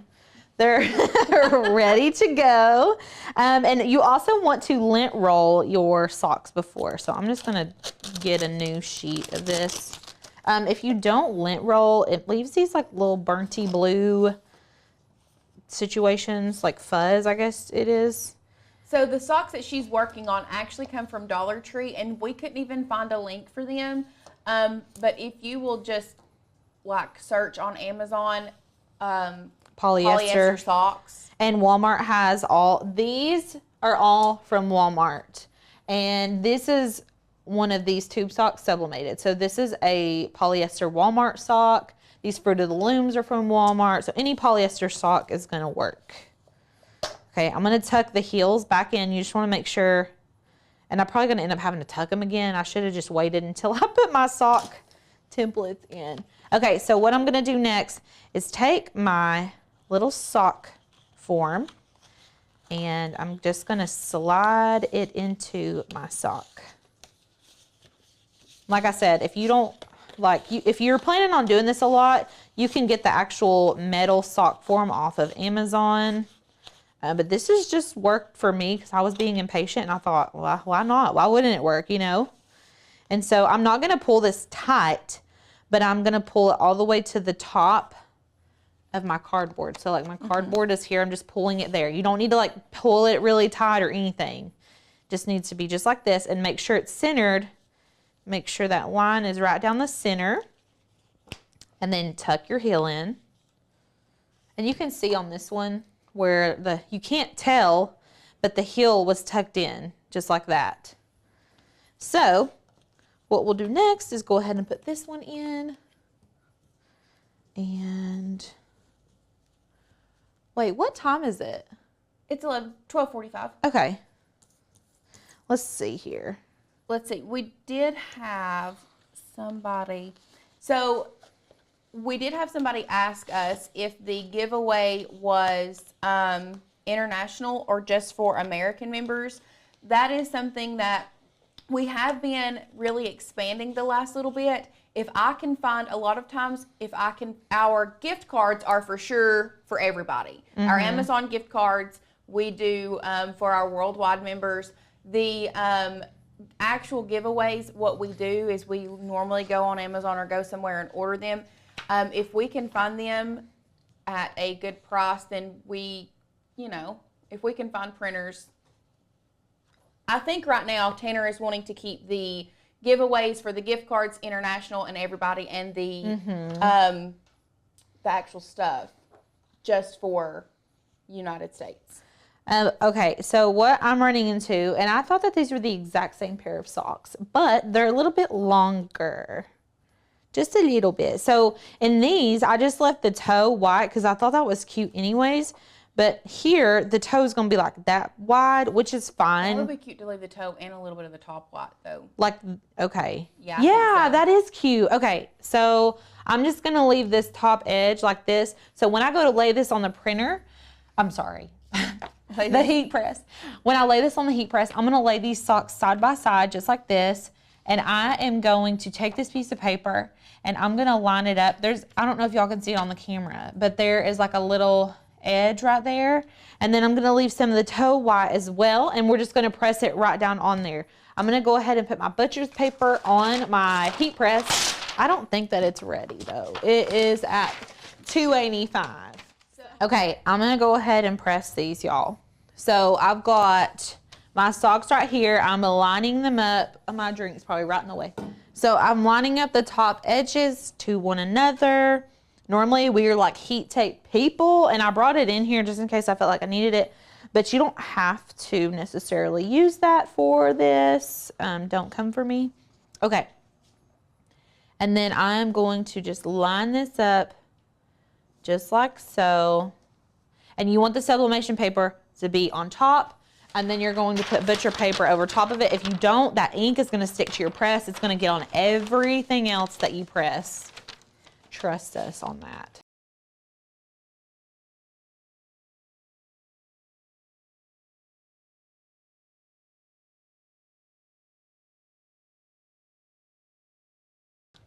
Are you kidding me? They're so cute. I'm obsessed with these.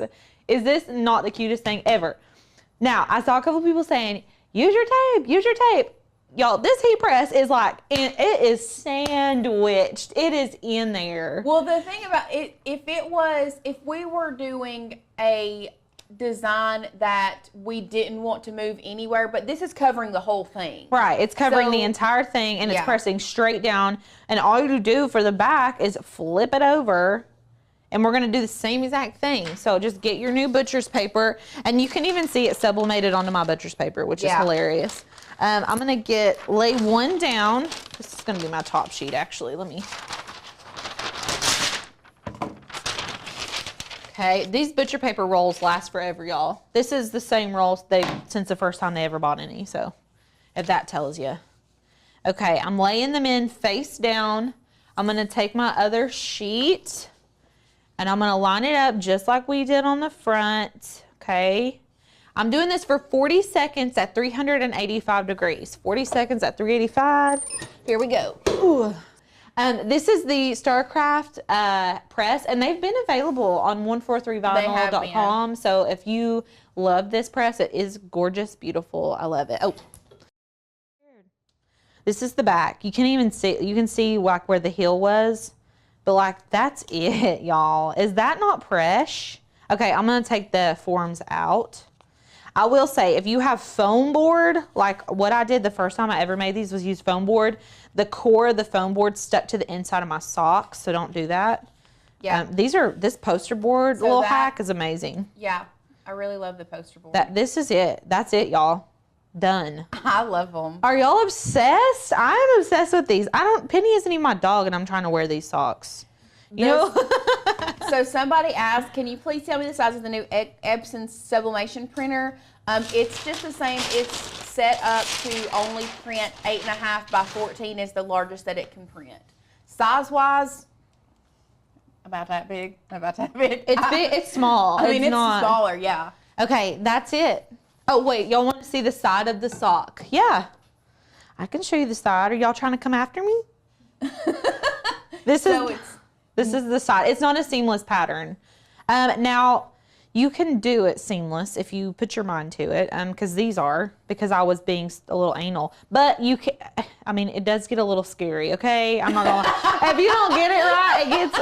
Like the one I did of Ruby's face. Ruby is my little girl. I'll show you guys, okay? But don't talk about my little baby, my little angel baby. It's a little spooky. I mean, her eyes ain't perfect. That one is spooky. If they're not perfectly lined up, like it looks sketch, okay? So don't feel like you need to have a seamless pattern all the way around because you're getting the gist. But what you could do is put all of your images more toward the middle and make them smaller. That way the edges are all like the color, the solid color. Rather than a face. Yes, exactly. Yeah, this is the side of that one. So you can see like Penny's ears like on the edges of them. But I mean, those are so cute, you guys. I love them. I'm very happy. I know. Okay. Everybody loves them. Yay, I'm so glad. What a fun.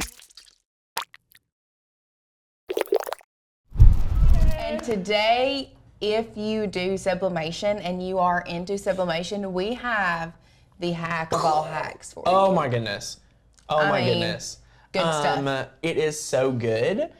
This is all about using our amazing sublimation, taking advantage of doing a little hack that you're gonna be very impressed with. So let's go ahead and take a look at what we're making, y'all. You're not gonna believe it. As we get over here at the craft area, I am so excited for this project. Here's what I wanted to show you. This is it. So this is what we're making. I really, really, really love these tumblers that you're able to make with your convection oven, because you can make up to 3 of these at a time, which is insane. You don't have to have the mug press. I have tested, I believe we recorded a video testing mug press versus convection oven, things like that. You know, it's very interesting, but the convection oven is so good. All right, so I love this. Here is what we're going to teach you all how to make today. We are using a pattern from Maker's Gonna Learn. We are using a font called Demonstration. We're using an offset, and we're going to touch on the connection between Cricut Design Space, Canva, and our internal computer. Because when you sublimate, there is not a all-around, easy-peasy, one-stop shop for this, right? There's not a one-stop shop. So when you are sublimating, and the reason why you want to sublimate, y'all, is like, I just wish they could feel it. I wish I could hand this to you through the camera and say, you need it. Someone says, can you explain what sublimation is? Of course I can. I'm so glad you're touching on this. Yeah. We've had so many comments. They're like, wait, I want to know. I get it. So sublimation, if you've heard of infusible ink is printed sheets of sublimation transfers. Cricut has bundled it, and of course in a Cricut fashion called it something totally abstract. Infusible ink, amazing name. But this right here is a sheet of printed sublimation ink. It comes out of a printer with ink. As the heat here activates, it is going to heat that up, and y'all are in for a treat today because I'm doing one start to finish. You're going to see how this ink will actually heat up and become a gas, and at the end of the day, become something super permanent. Now, one of my biggest questions I get, Tanner, what can you sublimate on? Can I sublimate on a black t-shirt? Can I sublimate on a cotton t-shirt? No and no. This is only for like white and light colors, unless you're bleaching. That is taught in our programming, Maker's Gonna Sublimate, so definitely check that out. And 2, cotton does not store that gas. So what you have to have is something like this right here, which is a sublimation blank. All right, this is what's considered a sublimation blank.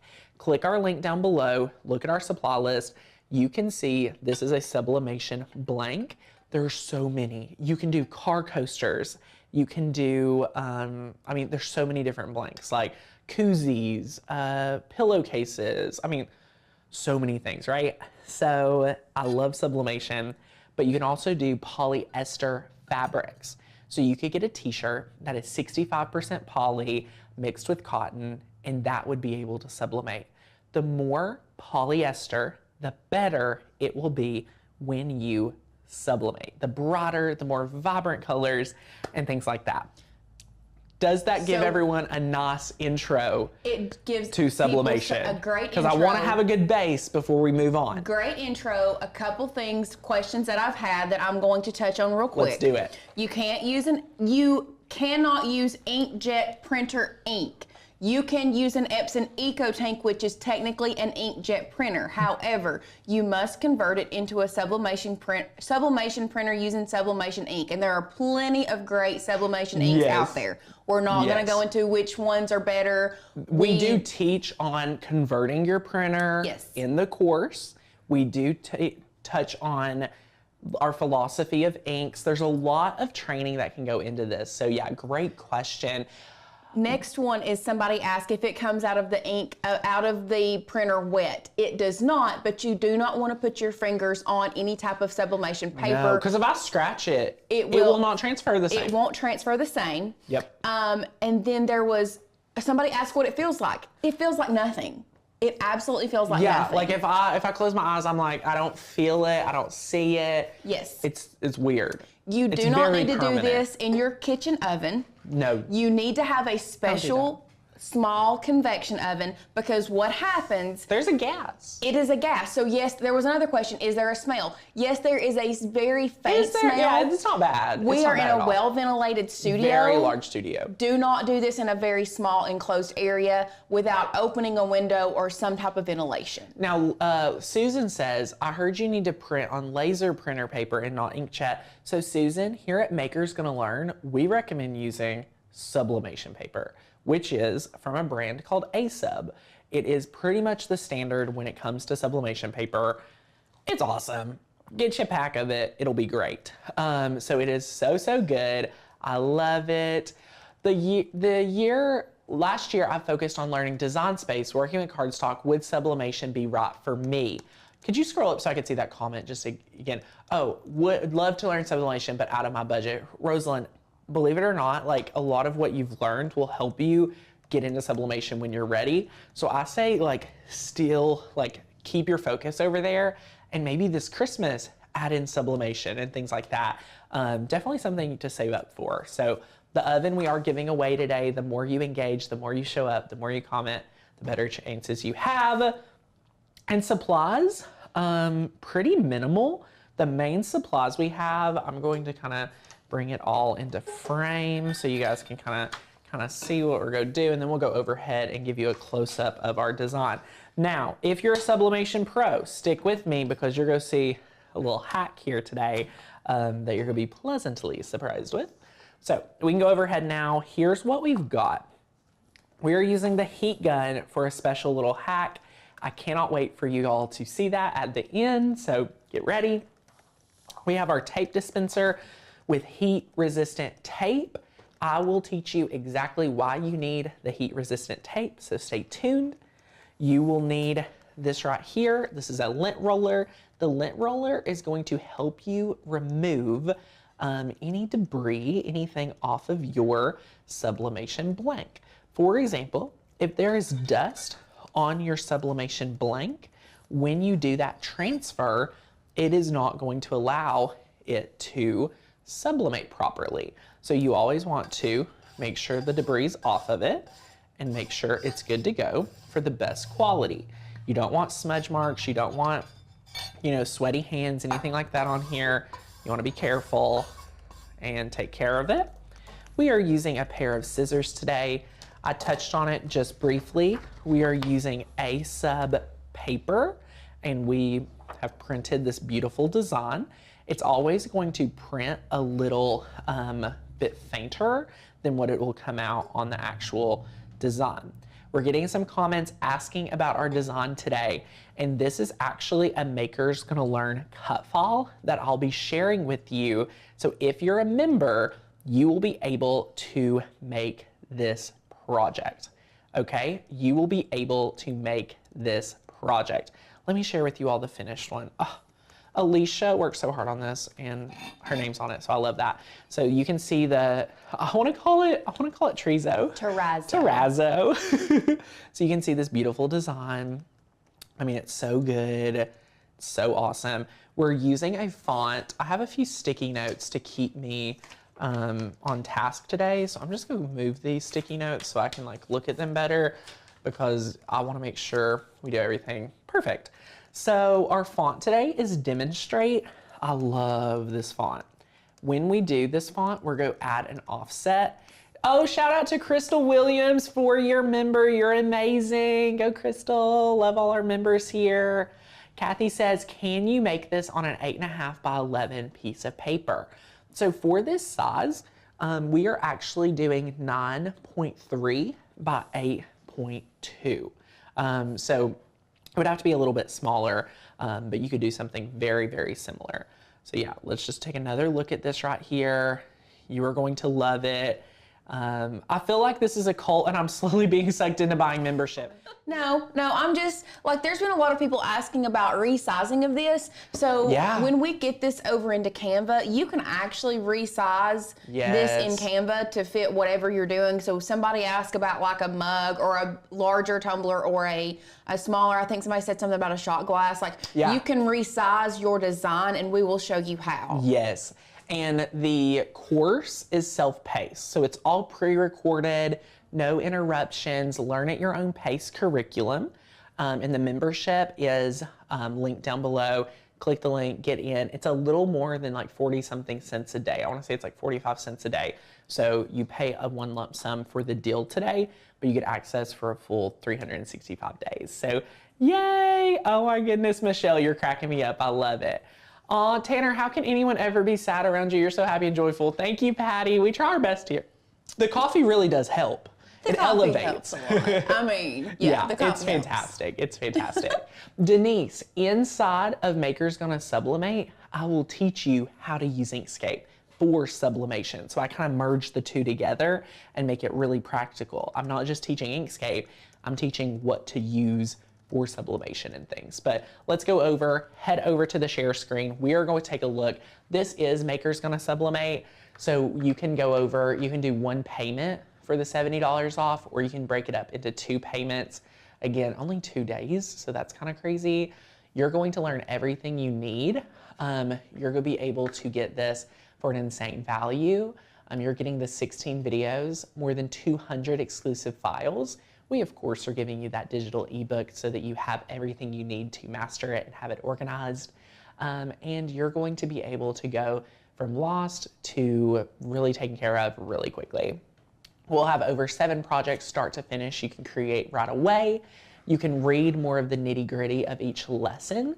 This is incredible. I'm going to teach you how to sublimate on cotton, sublimate on wood, start to finish garden flag, making a tumbler, using photographs with sublimation. And now let me share with you some of the 200 plus files that you will die over. These are all sublimation ready. These are designed specifically for sublimation. We did a lot of research. Courtney's entire team worked very hard on this. You're getting some amazing images. You're getting amazing patterns to take advantage of, some exclusive member patterns that we haven't seen from the Maker's Gonna Learn Vault is actually here today. And what I wanted to share with you was some of these right here. We have specific mug and tumbler images, and it is fantastic. So I love this. You have different ways to match patterns with scribbles and things like that. It's awesome. So Maker's Gonna Sublimate is not included in your membership. This is such a large program. It's an independent course. There's no recurring fee. Once you pay your registration, you are in for a lifetime. You have lifetime access of the course. So that is awesome. Helena just purchased the course. Amazing, worth the price. I love it. Yes, these files are incredible. So you will love, love, love that. But let's go ahead and take a look at what you're going to need. So over our last release, we have released over 6 how do you pronounce it? Terrazzo. Terrazzo patterns. So what we've done is you have different colors, you have a different variation, and it is super, super fun. So we love that. So we're using the pattern number 1, and you'll see that over here when we hop over to Cricut Design Space. If you already have the Sublimation course, you already have access to those files. So go download it, my friend. That is awesome. I am definitely in the wrong Cricut Design Space. This is a sneak peek. Whoops. Whoopsie doopsie. Sneaky piggy. Sneaky peeky. Sneaky peek. Sneaky peek. Okay, let me head over here. It's because when she was showing you something That's else. so funny. I love it, love it, love it, love it. Let me find my project. Oh, we got maintenance happening on the 18th. Everybody, buckle up. Buckle up. Let's click View All. I'm going to search for the proper project. So Debbie wants us to ask, will you still have access to the course if, heaven forbid, you have to cancel your yearly or monthly membership? So guess what? If you buy this course, you have it for life. Yes. It is not part of our yearly or monthly membership. Correct. Once you buy the course, it is yours. You have access to it. Yes, great, great question. I love that question, and we love it. So what we're going to do is we're pairing the Terrazzo, I can't even say it. Terrazzo. Terrazzo, thank you. We're grabbing that Terrazzo file. You would upload it like normal cut file, and you would be able to just snatch it. So I'm gonna scroll through and see if I have it, but if not, we'll just re-download it. Do, do, do, do, do. Do, do, do, do, do.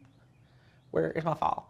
That is a version, that's a version. I don't know if that's the proper version of the one we're using, so I'm just gonna download it real quick and you'll see how easy it is. Download, open up that zip file. Barbara says, I promised my family I wouldn't get any more toys. ... Guess I lied. I love this. You'll love Sublimation. And honestly, my friends, if you're into selling, the thought of selling, anything like that, you would be able to sell this and do really, really well with it. So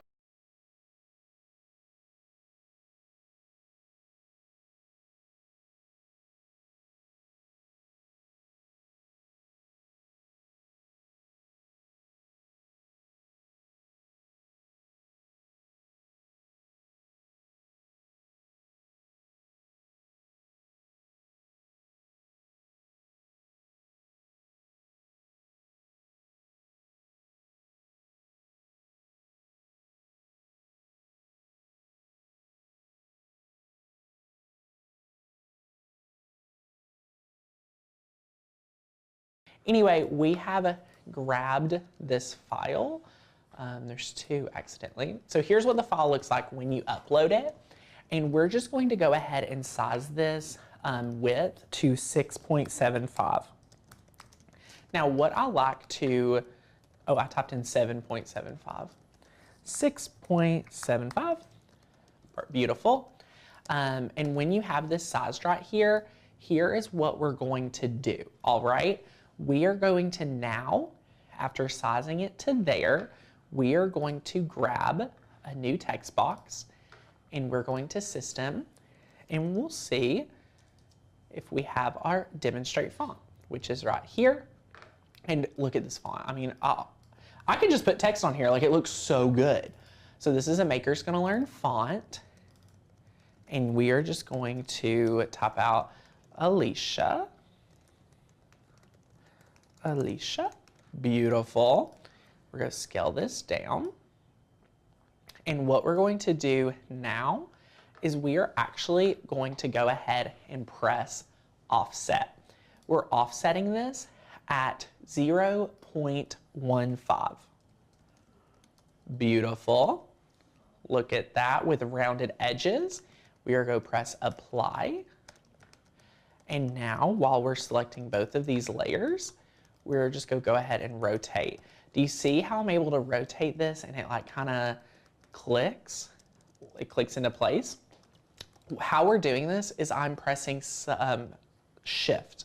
As long as you're pressing Shift, you will see the results of that. All right, so before we move on, I am actually going to grab the colors of our design. Like we're using kind of some complementary colors. So I'm going to select our background, our offset, and I'm going to select the color here, and I'm going to just grab a color from the back. So we could see how that blue looks. That looks cool. And then we're going to grab our text, and we're going to go under material color and grab this beautiful lighter color. All right, look at this. Is this not coming together great? I love it. So now that you have this, let's scale it down. Let's bring it over here. And I'm just going to go ahead and select you know what? I'm going to select these text boxes. I'm just going to group them real quick. And then I'm going to select 2 of these layers, and I'm going to click align, and we're going to center. So it just centers that right here. It is so, so good. It is awesome. Now, Lauren, that was pretty easy. Yeah. We sized it. I didn't tell everyone why. We sized this at 6.75 because that fits within the print and cut parameters. Yes. So using Cricut Design Space, they kind of limit you, unfortunately. The design abilities are amazing, but how many of us sometimes are not able to, you know, take full advantage for sublimation? So you have to incorporate other tools and other workarounds. So that is why we are doing kind of the harder work in a program we're familiar with, and then we're going to do some of the easy stuff outside of it. So now that you're here, you've uploaded your background, you've sized it, you've done your text work, you've added that offset, it is snuck in right there, and it is so, so good. And yes, Rebecca, it is an additional fee to being a member, but we recommend if you are already a member to use the same account. You're going to select all these layers, and you're going to click flatten. Oh my gosh, they do need to download Demonstrate. Demonstrate is the font. If you guys didn't catch that yet, the font name is Demonstrate. Yes. All right, look at this. You're pretty much done. We've already did all the work, so I'm going to delete this one, and you can see this is the finished. So when you click Make It, you are now going to be able to click Continue. It's on a mat. And then what we're going to do is click Send to Printer. All right, we are going to turn bleed off. Okay, turn that off.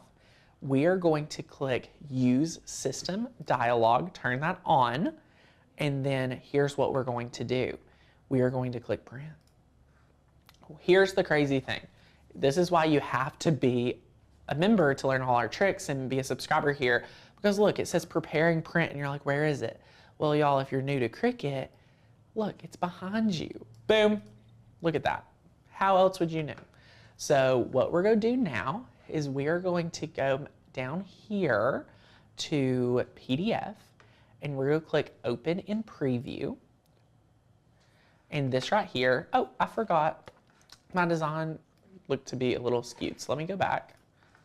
It didn't bring this Alicia part in for some reason. So we're going to click Undo, and I'm going to try to use this one. There it is. So we're going to send to printer. We're going to click Turn Off Bleed. We're going to turn on System Dialog and click Print. This is a great question. Why bleed off? So we don't need bleed for any reason. It is going to be true print. If you want to be ahead of the game, you can go ahead and click Edit and turn Mirror on. So you can go ahead and mirror it for you because we are sublimating this. So you can press Done. But if I'm not mistaken, whether you mirror it or not, that cup is going 2 different ways. Oh. So it's either the Alicia, the A is going to be on the left side, the bottom of the A is either going to be on the left side, or the bottom of the A is going to be on the right side. That is true. For this design. For this specific design. That is awesome. You are right. I love that. So mirror not for this one. If it was the other way, you would have to make sure to mirror it properly. But let's click Send to Printer. and the preview looks good here. We're going to click Use System Dialog. We're going to turn off Add Bleed, and we'll click Print. It's right here, and there we go. I love it, love it, love it. Beth, I think it was just like a Cricut error. I just did it again with a different design, the other one, and you can click down here from PDF. We're going to select Open in Preview, and boom, look at this. We've got our design in preview. This is awesome, looks beautiful. What we're going to do now is we're going to go ahead and I want to just go ahead and make sure this black design, like this black square, is off. So I'm just going to click here and just remove it. You don't have to here. There's other places you can do that. But I'm just just trying to see if we need to remove it. We can remove it later too, whichever. You can always cut around it at the end. So this is a PDF. So we're just going to click File, Export. And we are going to just name this Alicia, and we are going to change from format PDF to format PNG. All right, it's going to Documents, my resolution's 150, and you can click Save. Just like that. So now over here, you can go to Documents, and you'll have it. So yay, look at all these, I have so many. Open, but this is the one we're going to keep and close all these out. Okay, so what's going to happen is you're going to go over here to Canva. You're going to upload this into Canva. And what I want to show you is when you are here, we teach you all about sizing, all about resizing in the course, but you can go to you can go to Canva and create a new document. You can go to Canva and open another one and resize it. Under resize, notice that we are making the size 9.3 by 8.2. Lauren, I don't know if you want to put that in the chat just so they can like try to grab it. Screenshot this right here if you're like, okay, I'm buying the same tumbler. What size are they doing? Take a picture of this, screenshot it. 9.3 by 8.2. All right, 9.3 by 8.2. I love the demonstrate font. It's awesome. All you do is you want to make sure that you are able to upload the image and make sure that black square isn't there. So size that there, and then you would upload your file. And if you click on it, you can see in the background, we have the full design with the squares. We just sized it. So if you've not worked in here a lot, you can watch our training in the course. We'll help you walk you through that really easily. And then what I did was I added a page by clicking this Add Page button where it says Add Page. It'll be the same size. And you can see here when you go to Uploads, you can upload just your file. I can upload just my file and size it, because for the hack we're doing today, you need both. You need some of these images here plain, and you need your file. So just for visualization purpose, let me also share with you how we took our amazing file that we just grabbed. So I'm going to upload it. So it's very similar to Cricut. Right. So real quick, we've had a couple people ask questions. Yes. Canva is completely separate from Design Space. Currently, we have Pro, but for this specific thing, because you are just uploading, I think did you save it as a PNG, correct? I did. The PNG is awesome. You're just uploading it as a PNG. I think one of the big differences between Canva and Canva Pro, I think with Pro you get a little bit more like shapes and pictures and stuff to work with, and then you also get that background removal tool with Canva Pro. But with this one, you do not have to have a background removal tool. Right. So you could do this. I'm assuming that this can be done in just a free Canva program. Yes. We're not doing anything super, hard or anything like that. So you just size this. appropriately. Mine is like being a little funky. I'm trying to make sure I am able to do it. I'm just making sure Alicia doesn't move and then trying to scale it up to get that background off. So you can do this and just play around with it, but you guys kind of see what we would do here. I think my size was not proper because this one, remember when I was exporting that properly sized one? I think what she did is instead of just pulling in one with her name on it, yeah, she saved it as one without the name and pulled it in as a separate sheet. Oh, okay. That's what she did. Love it, love it, love it. Well, either one, it is so good. So you can save it, you know, whichever way. The secret here is just making sure, I'm gonna pull this resize up again, 9.3 by 8.2. All right, so good. And then you would print this out. So it's really that simple. It is so, so simple because this is allowing us to go larger. This is going larger than what we're able to do in Cricut. So you kind of have to have this little workaround to be able to do this. So Canva is just a website. You could also do this, Lauren, in like Inkscape, like we talked about. You're pretty much the same techniques and everything like that. You could, yeah, but I just, Canva is just so much easier to work in. Yeah, and you don't have to have the Canva Pro. It's very interesting. So what you would do, y'all, at this step is just export it. So you can click share and then you can click download and you can save the PNG. You can save all 3 pages. You can save 1. We're just going to turn off page 3 and click download. It's downloading this right here. I use Inkscape. Inkscape is free and it's awesome. We do see a glitch here and there, but for the freeness, like, it's awesome. Oh, absolutely. And this is where, so the reason behind him printing an extra sheet. Oh, it's for a hack. The extra sheet of the pebbles is for a hack that you all definitely do not want to miss. A lot of people, when they are doing the full wrap tumblers, and these 20-ounce skinny tumblers that we do, the reason that a lot of people do the 20-ounce skinny tumblers is because you can use an 8.5 by 11 sheet of paper. Yes, we love it. And we love that, love it for that. And you're gonna see that done today. Yes, like, we're doing that today. We are using 8.5 by 11 sublimation paper. Yep. But a lot of people say, or sublimation is amazing, but it can be tricky to get that seamless when you wrap those tumblers. Yeah. If you are doing a full wrap design, it can be tricky.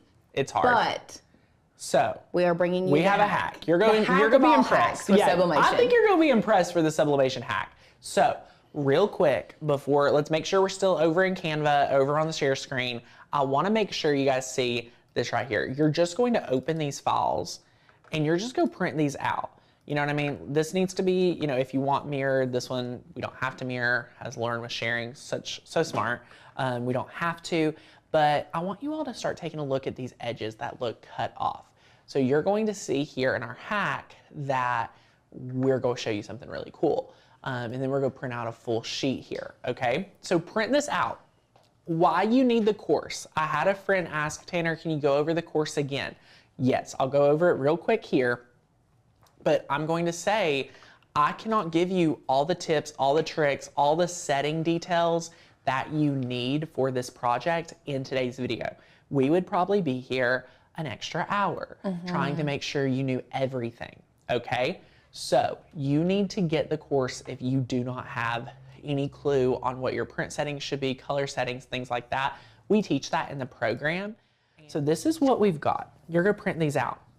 And if you notice over here, Lauren, start looking at what we've done on this side. It looks like we are going like above and beyond, if we're being honest. So is he overhead?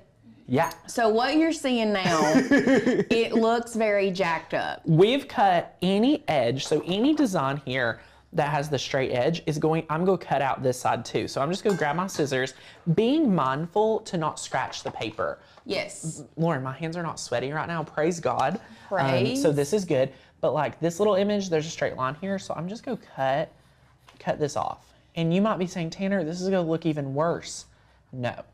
You got to stick with this because we have a hack. We have a heat gun out for a reason. Yes. And the reason that we So the Terrazzo pattern is one of our favorites. We love it. We've been so excited about this project altogether since the start of this boot camp, like months ago. Yeah. So, and we have Sin to thank for that, bringing us the idea of the Terrazzo pattern. So when you do the wrap, those, I guess, pebbles, as you can call them, they don't line up perfectly. No, they don't. There's some of them that are cut off. So, and we're not saying that this design can be done on every design. Correct. But this is a very good workaround in case you want to do like a small area. I mean, there's a lot of different hacks it works well for what we're doing today. Yes, and I think it will work well for other things too. I think so too. You can just think of it and you're going to see everything come together really well. I'm really excited for you guys to see it. After you've cut those out like I just quickly did and we had one side ready, what we're going to do is prep our blank. Now we have this link down below in the supplies, so check this out for the specific one we're using today. You know, if it's a different one, just work with that size. We're going to then grab our lint roller and we're just lint rolling today. We're just lint rolling it. All right, just lint roller up. Awesome. Make sure there's no debris. Someone asked about alcohol. If there's like a lot of debris, like if it doesn't feel smooth, if it doesn't look good, I'm gonna leave that up to you to decide, okay? That's awesome. Now you're gonna take your Alicia and I am going to put it where, you know, we read things left to right, so we're gonna make sure to put that down properly. Okay, and I'm just going to line this one up. This is a big, the Alicia was printed very large. So once we have that down, I'm going to pick this up and notice what we have here. So ta-da! I'm going to start on one side and I'm going to just be mindful and I'm going to tape this right here. Love that. And I'm going to start taping the other pieces. This is heat resistant tape. So I know, I want to be mindful, Lauren, to make sure that we are respecting anyone that's a beginner. So if there's any beginner questions to sublimation that like someone feels like I'm going too fast, like feel free to call me out. Cause even though I have been sublimating since 2019, I know there's people here that may have never sublimated. So I want to respect you guys and you know, make sure we take care of you too.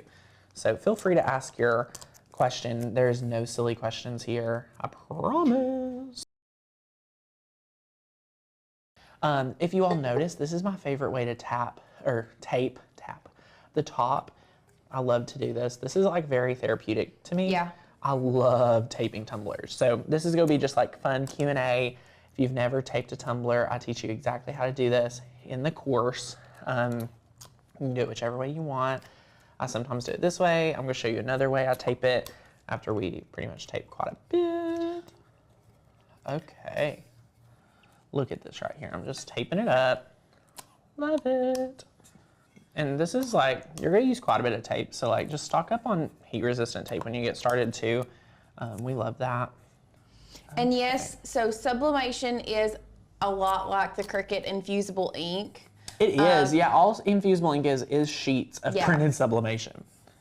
So yeah, be careful about that. So you can see here, we've taped it all up. I like to like just kind of rub the edges. Like I just want to like really make sure the edges are good. We also have pre-taped this one, so you can see like we sometimes like, especially on a live show, like our team tries to make sure it's perfect. Like we want to go above and beyond. So we have this one prepped today, and it's awesome. So what we're doing, we are going to preheat our beautiful convectioner oven for 375. And we're gonna hit this for, I say hit it because it's not a heat press though. We're going to heat this for 4 minutes. We're rotating at the 2-minute mark. So come over here to our convection oven. Okay, let me make sure this is plugged in. It is. So we're going to set this for 375. I'm like trying to look at this upside down. There it is. We're going to temperature. We're going to 375. Beautiful. I'm gonna go ahead and set the timer for four minutes. We'll rotate it at 2. And then here's the thing, after you've put your time, your temperature and your time, you're like, Okay, why isn't it heating up? You have to press this play button. So just like the Cricut, it's very simple. It has like a play button and it's things like that. Lizzie says, are you leaving extra paper at the top of the cup so it can be taped down? Yeah, so Lizzie, you can see with both of ours, we can go overhead while that's preheating. I love to have the tape at the top, the paper at the top to kind of rotate and tape down. Like, cause that's gonna give it a really good grip. Like you can feel this, you can tell it's gripped down really well. Some people do shrink wrap, and it's things like that. But here's my heat resistant glove. This is gonna allow me at that 2-minute mark we talked about. I'm gonna reach my hand in here. We're gonna rotate it around and we're gonna give it 2 more minutes once it's preheated at 375, but it's not there yet. So this is still a crafty time. It's ready. So we're gonna go to the oven. I'm gonna walk around. I'm going to walk on around, and I only have 1 glove on, but I have 2. So I'm gonna open this door. Boom. Whew. I can see the heat coming out of that thing. Yeah, it's crazy. So we're just placing this in here. And then after the 2 minutes, we're gonna do a 90, we're just gonna rotate it 90 degrees. Yes. And then look at that. So it's timing down. We're gonna do that for 2 minutes. I'm gonna monitor, and it's gonna be beautiful. Oh my goodness, we're down to a minute. We have to. Y'all, my team is gonna kill me. So someone asked, is an oven better than attachments or like a heat press? So when you're doing tumblers, mugs, there is the mug press with Cricut. However, my only concern is, not concern, if you are into sublimation, then why would you limit yourself to a mug press? Yeah. Because we have done tumblers in a mug press. You have to do the bottom part, then you have to turn them over, then you have to you have to do it twice on the same side because you have to do the rotate. So you have to rotate. It takes 12 minutes. Just to give you all a good comparison, I can do 3 tumblers in 4 minutes in my convectioner oven. In my mug press, it takes 12 minutes to do 1. Yeah. I mean, for 1. Crazy. And we got this oven at Walmart. A lot of people were commenting, yes, this is the same oven that you find at Walmart. Some people, in some areas, it's $69.99. Some areas, it's $89.99, $79.99. But yes, this is just from Walmart. Just a convection oven that you get at Walmart. I'm going to give this like 30 more seconds, if I can. Sometimes it's really wonky. I'm just going to let it sit in here. It says end. Usually when I open the door, and then just like restart, but sometimes not. So I turned it off, but I think it'll be good. What I'm gonna do now is I'm gonna actually sit it out on my other glove. I'm gonna come back over here. We can go to the convection oven. You can see it. Oh my gosh, Lauren, I don't know why I get so nervous doing, I mean, we do so many of these, but I get nervous doing them on live. So you can kind of see the design kind of poking through the paper. You can see the tape, like, this is very hot. Like I can feel the heat through the glove a little bit, but it was taped really well. So I'm gonna sit this on the glove. And that's actually when that ink starts coming through the paper is when you can tell that the sublimation has worked. Yeah. And we're going to show you that kind of, our little hack. Yes. So you can kind of see, I don't know if you can really see the difference. I mean, it's kind of through it, but it's not all the way through it. Anyway. It's gonna take it a minute to cool, Lauren. Yeah. It's gonna take it a hot minute to cool. It will. So yay. And that's something else that we had a friend say, you can buy 2 ovens for less than the cost of 1 mug press. That is crazy. So that's why I guess I'm more on the oven side of things, because you can still do mugs in the oven. That's true. That's true. It's a cost, it's very cost effective. I love the mug press. The mug press is so easy for mugs. Yeah. Yeah, I mean, everything's awesome. It's hard. It's hard to decide what to have, what not to have.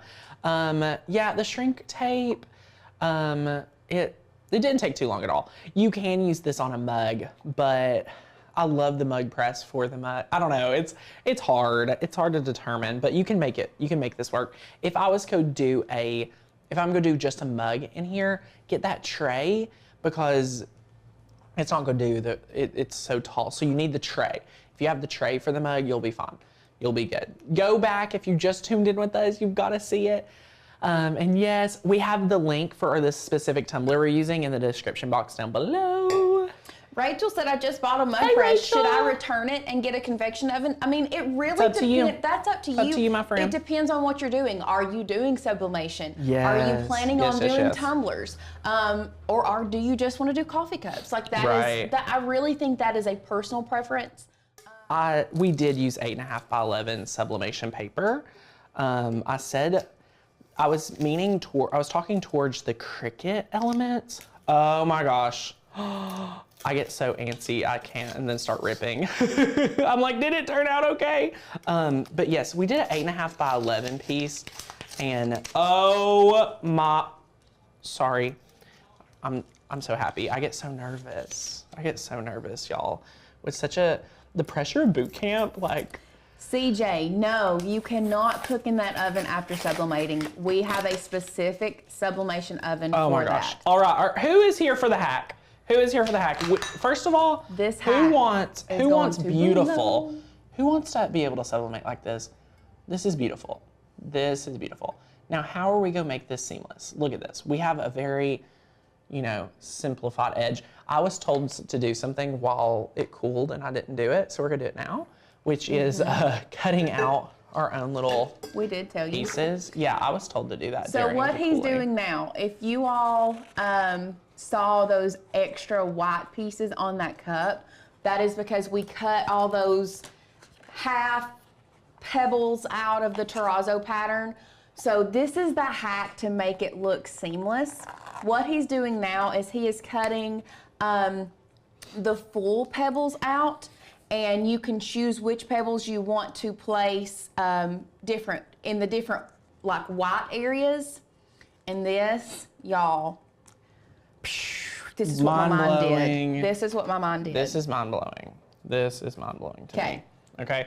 I also love, who doesn't love hearing Lauren's explanations to things while I'm actually doing the craft? Because this was like, listening to you explain it, I was like, wow, like I am doing that. You are doing that. I was like, that is what I'm doing. Oh, go Lauren. I'm trying to make sure this color is, I'm trying not to make it too, but see, notice how I can put it like right in the middle of where like the line of the paper would normally be. So then you can just pull it. You can do as many or as little as you want. You could start with a few and just continue to add in. So there's no like real, I mean, this is a method to the madness. So Carol says, so you can cook it more than once. I mean, technically, using what the heat we're gun. fixing to show you. You're gonna be shaking. Oh my gosh. Y'all are gonna love this. Like, I think who on the team, because I mean, I can't take credit for this, Lauren. Are you gonna take credit for this? Who had No, the idea? I'm not taking credit for this. This is a Courtney. Courtney Of course is the it was. Listen, y'all. Courtney is the mastermind between She's the hack. 95, 90. Yeah. I'd say, no, I'm not even gonna say 95. I'm gonna say like 98 or 99% She's of our kinda hacks. crazy. She is the hack queen. Yeah, she's kind of crazy. We could not do this without No, Courtney. we I know couldn't. a lot of people have said we've not seen Courtney recently. Honey, she busy. She busy. She behind the scenes. She doesn't like being on camera, if we're being honest. No, but this is. This is her place. I mean, that is her place to shine. Like, hacks are where Courtney shines. thrives. The like, brightest. Yes. Absolutely. Okay, so I'm just gonna cut up some more. I'm thinking like which ones I want. I want some like odd-sized ones. I want this little guy. I want two. Okay, I want both of these. Okay, I'm just cutting some of these out. Okay. So Stacey says, isn't that a waste of ink and paper for a few little pebbles? I mean, if you're only making one and you think you don't want to waste all that ink and you don't want to waste that paper, So we that's talked great. about this. Let me show you. Yeah. Let me show you. If you didn't do the taping we did, this is what your design would look like. It's like, and it doesn't look terrible. doesn't look terrible, but you can kind of see. But you can see it. You can tell it. We wanted it but to be. if you're making multiple and you're making these to Yeah. sell, that extra sheet of pebbles is worth going to it. make this Worth absolutely it. flawless. If, like I said, making multiples, you're going to be able to. I mean, it has no seam. I personally want to teach you all how to make the best projects, and times like this, you get to decide, is it worth it to you or not? You can leave it on the table and say, Tanner, it's not worth it for me. Or you can pick it up and be like, wow, this just took my project to the absolute next level. That is up to you, my friend. Okay. I'm going to now grab, one more. I'm gonna grab this blue. I want a bigger blue one. I want an odd, oh, I want this guy. This is why I like having the printed out. Like I can. So we have people asking if you're doing different designs. Could you, and you printed one design and you wanted to add, let's just, Tammy specifically asked, she said, if you're doing something like a truck with a Christmas tree in the bed, could you do the truck and then maybe add the tree or something afterwards? I would probably flatten it just before. Well, Yeah. I don't know how it would do color on color because most sublimation designs do best like Yeah. going straight to white. Layering that, I feel like you're gonna have an ink issue, so I try to prep all of those layers as much as possible prior. But So okay, this is where the heat gun is going to come we're into going play. to level high. And remember when we said, when he pulled it out of the oven, he said, and I said, yes, this is where the colors, when you start seeing the colors through the Yes. paper, this That's is when the you'll important know. part Yep. that we know the sublimation is working. We're gonna do this for about 30 seconds per Yes. one. Per So that's what we piece. found to do. So I'm just gonna hold it. It's on the it's on the paper. Now, Lauren, I'm curious if I should have taped it down more. Now I'm nervous. So I always say There's more never- tape yeah. is better than less tape. yeah, that's true. Oh, you can see the color. I'm a little too close for comfort. It is going to be hot, so don't try to touch this after, Yeah. please. Should I do one or two and then peel it up just to show them? Yeah. And then we'll double check our work and make sure we're not taped down too much because this one right here. This Put is your the one glove on. Yeah, I need my glove on. Please. Thanks, Lauren. You're welcome. Thanks, Lauren. Okay, well now how am I go? I need my tweezers. Okay. Yeah, hold the so- cup with your glove. Use the tweezers to take it off. Yes. That's a I just silhouette weeding yeah. tool. Where are my tweezers? Are my tweezers here? Anyway, we'll use just anything to peel it up. I just want to peek. Oh my gosh! Look at that! Look at that! We just added this little blue guy. Did you see that? Sadie, did the camera see that? Oh my gosh! Beautiful! Beautiful! Okay, this one needs to be taped down more. Okay, now I'm fully committed. I just wanted to like test it. You guys know, like being live sometimes is like a little much for me.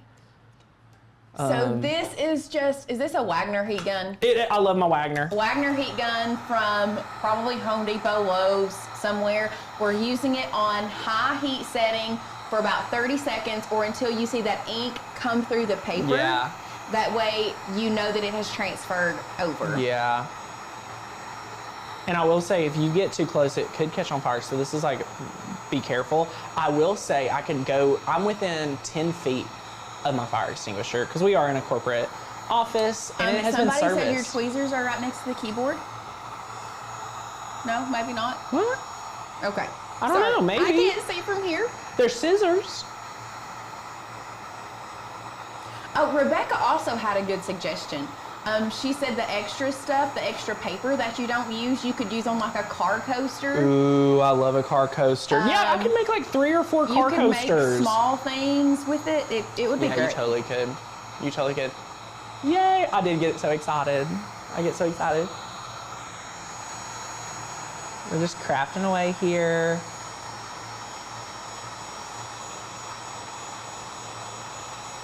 Everybody Oh. is loving this hack. I love this hack. And just to reiterate, we are using this on a high heat setting. I know we've had a couple people ask. This is a Wagner heat gun on a high heat setting for about 30 or so seconds. Yes. Make sure you are using your heat glove when you do this because it is going to get your cup hot. It is. It is. So, Yeah, it's awesome. This is awesome. Oh my goodness. Could you use regular oven mittens? Cassie, I would say no. Like when you're for what we used it for, you're getting inside an oven at almost 400 degrees. yeah. And this, I can almost feel the heat through this. So I don't know if a I regular like- oven mitten. No. We're gonna say no, okay? Aw, Cheryl, thank you so much. This is genuine excitement. Oh my goodness. Ooh, okay, we added this little one, love it. This one had a moment, that was my fault. I didn't tape it down all the way with the first transfer. The wind of the heat gun kind of messed that one up, but I fixed it. And then I'm just gonna grab trying to grab like a tool just to be able to. Don't touch that. I know, but I'm so excited. I don't took want the glove off. I don't want to. I did take the glove off, Mom. I'm sorry. I'm sorry, because I'm impatient. I don't want to wear the glove. Child. I don't want to wear the glove. I don't want to. Oh, I don't want to scratch the design either, but I want to see it. I want to show everyone. Look, that one was added. Beautiful, beautiful, beautiful. Love it. So good, y'all. We are making magic happen over here. Magic. Do you believe in magic? I do now. Do you believe in The magic. Sing along again today. Yep. Oh my gosh, look at this one we added. Do you see that? We just added this one and it looks like there's unity on your design. Oh my gosh, unity. Ah. Ah. Oh my word, I love this one too. Okay. I just really feel like this Elevate. brings this all together. Yeah. It gives you that seamless design. Look at that one. It makes it Yeah, chef's kiss. It's amazing. Chef's kiss. All right, y'all. We are just peeling this up. So BJ said, could you have cut out the pebbles and put them in the blank spots prior to putting them in the oven? That is a great question. The reason we did not do that is because when you are pulling that wrap tight, you have to tape down one side first and then pull it tight. So you have tape on the edges where those extra pieces would go. I mean, Lauren, we could even go in, like I saw right here where I just left a spot. Yeah. You could go in with that. I think this one moved a little. So that was like my taping mistake. My tip would be tape down a little bit more securely. I didn't think about the wind. Like From the heat gun? From the heat gun. You have to tape all the way around it, just like you would a regular Because that's what tumbler. happened. Like this area wasn't, so it was flapping a little. I saw that happen. But when we did some of these, I mean, they look so good. So again, really, really amazing. I mean, I'm so excited.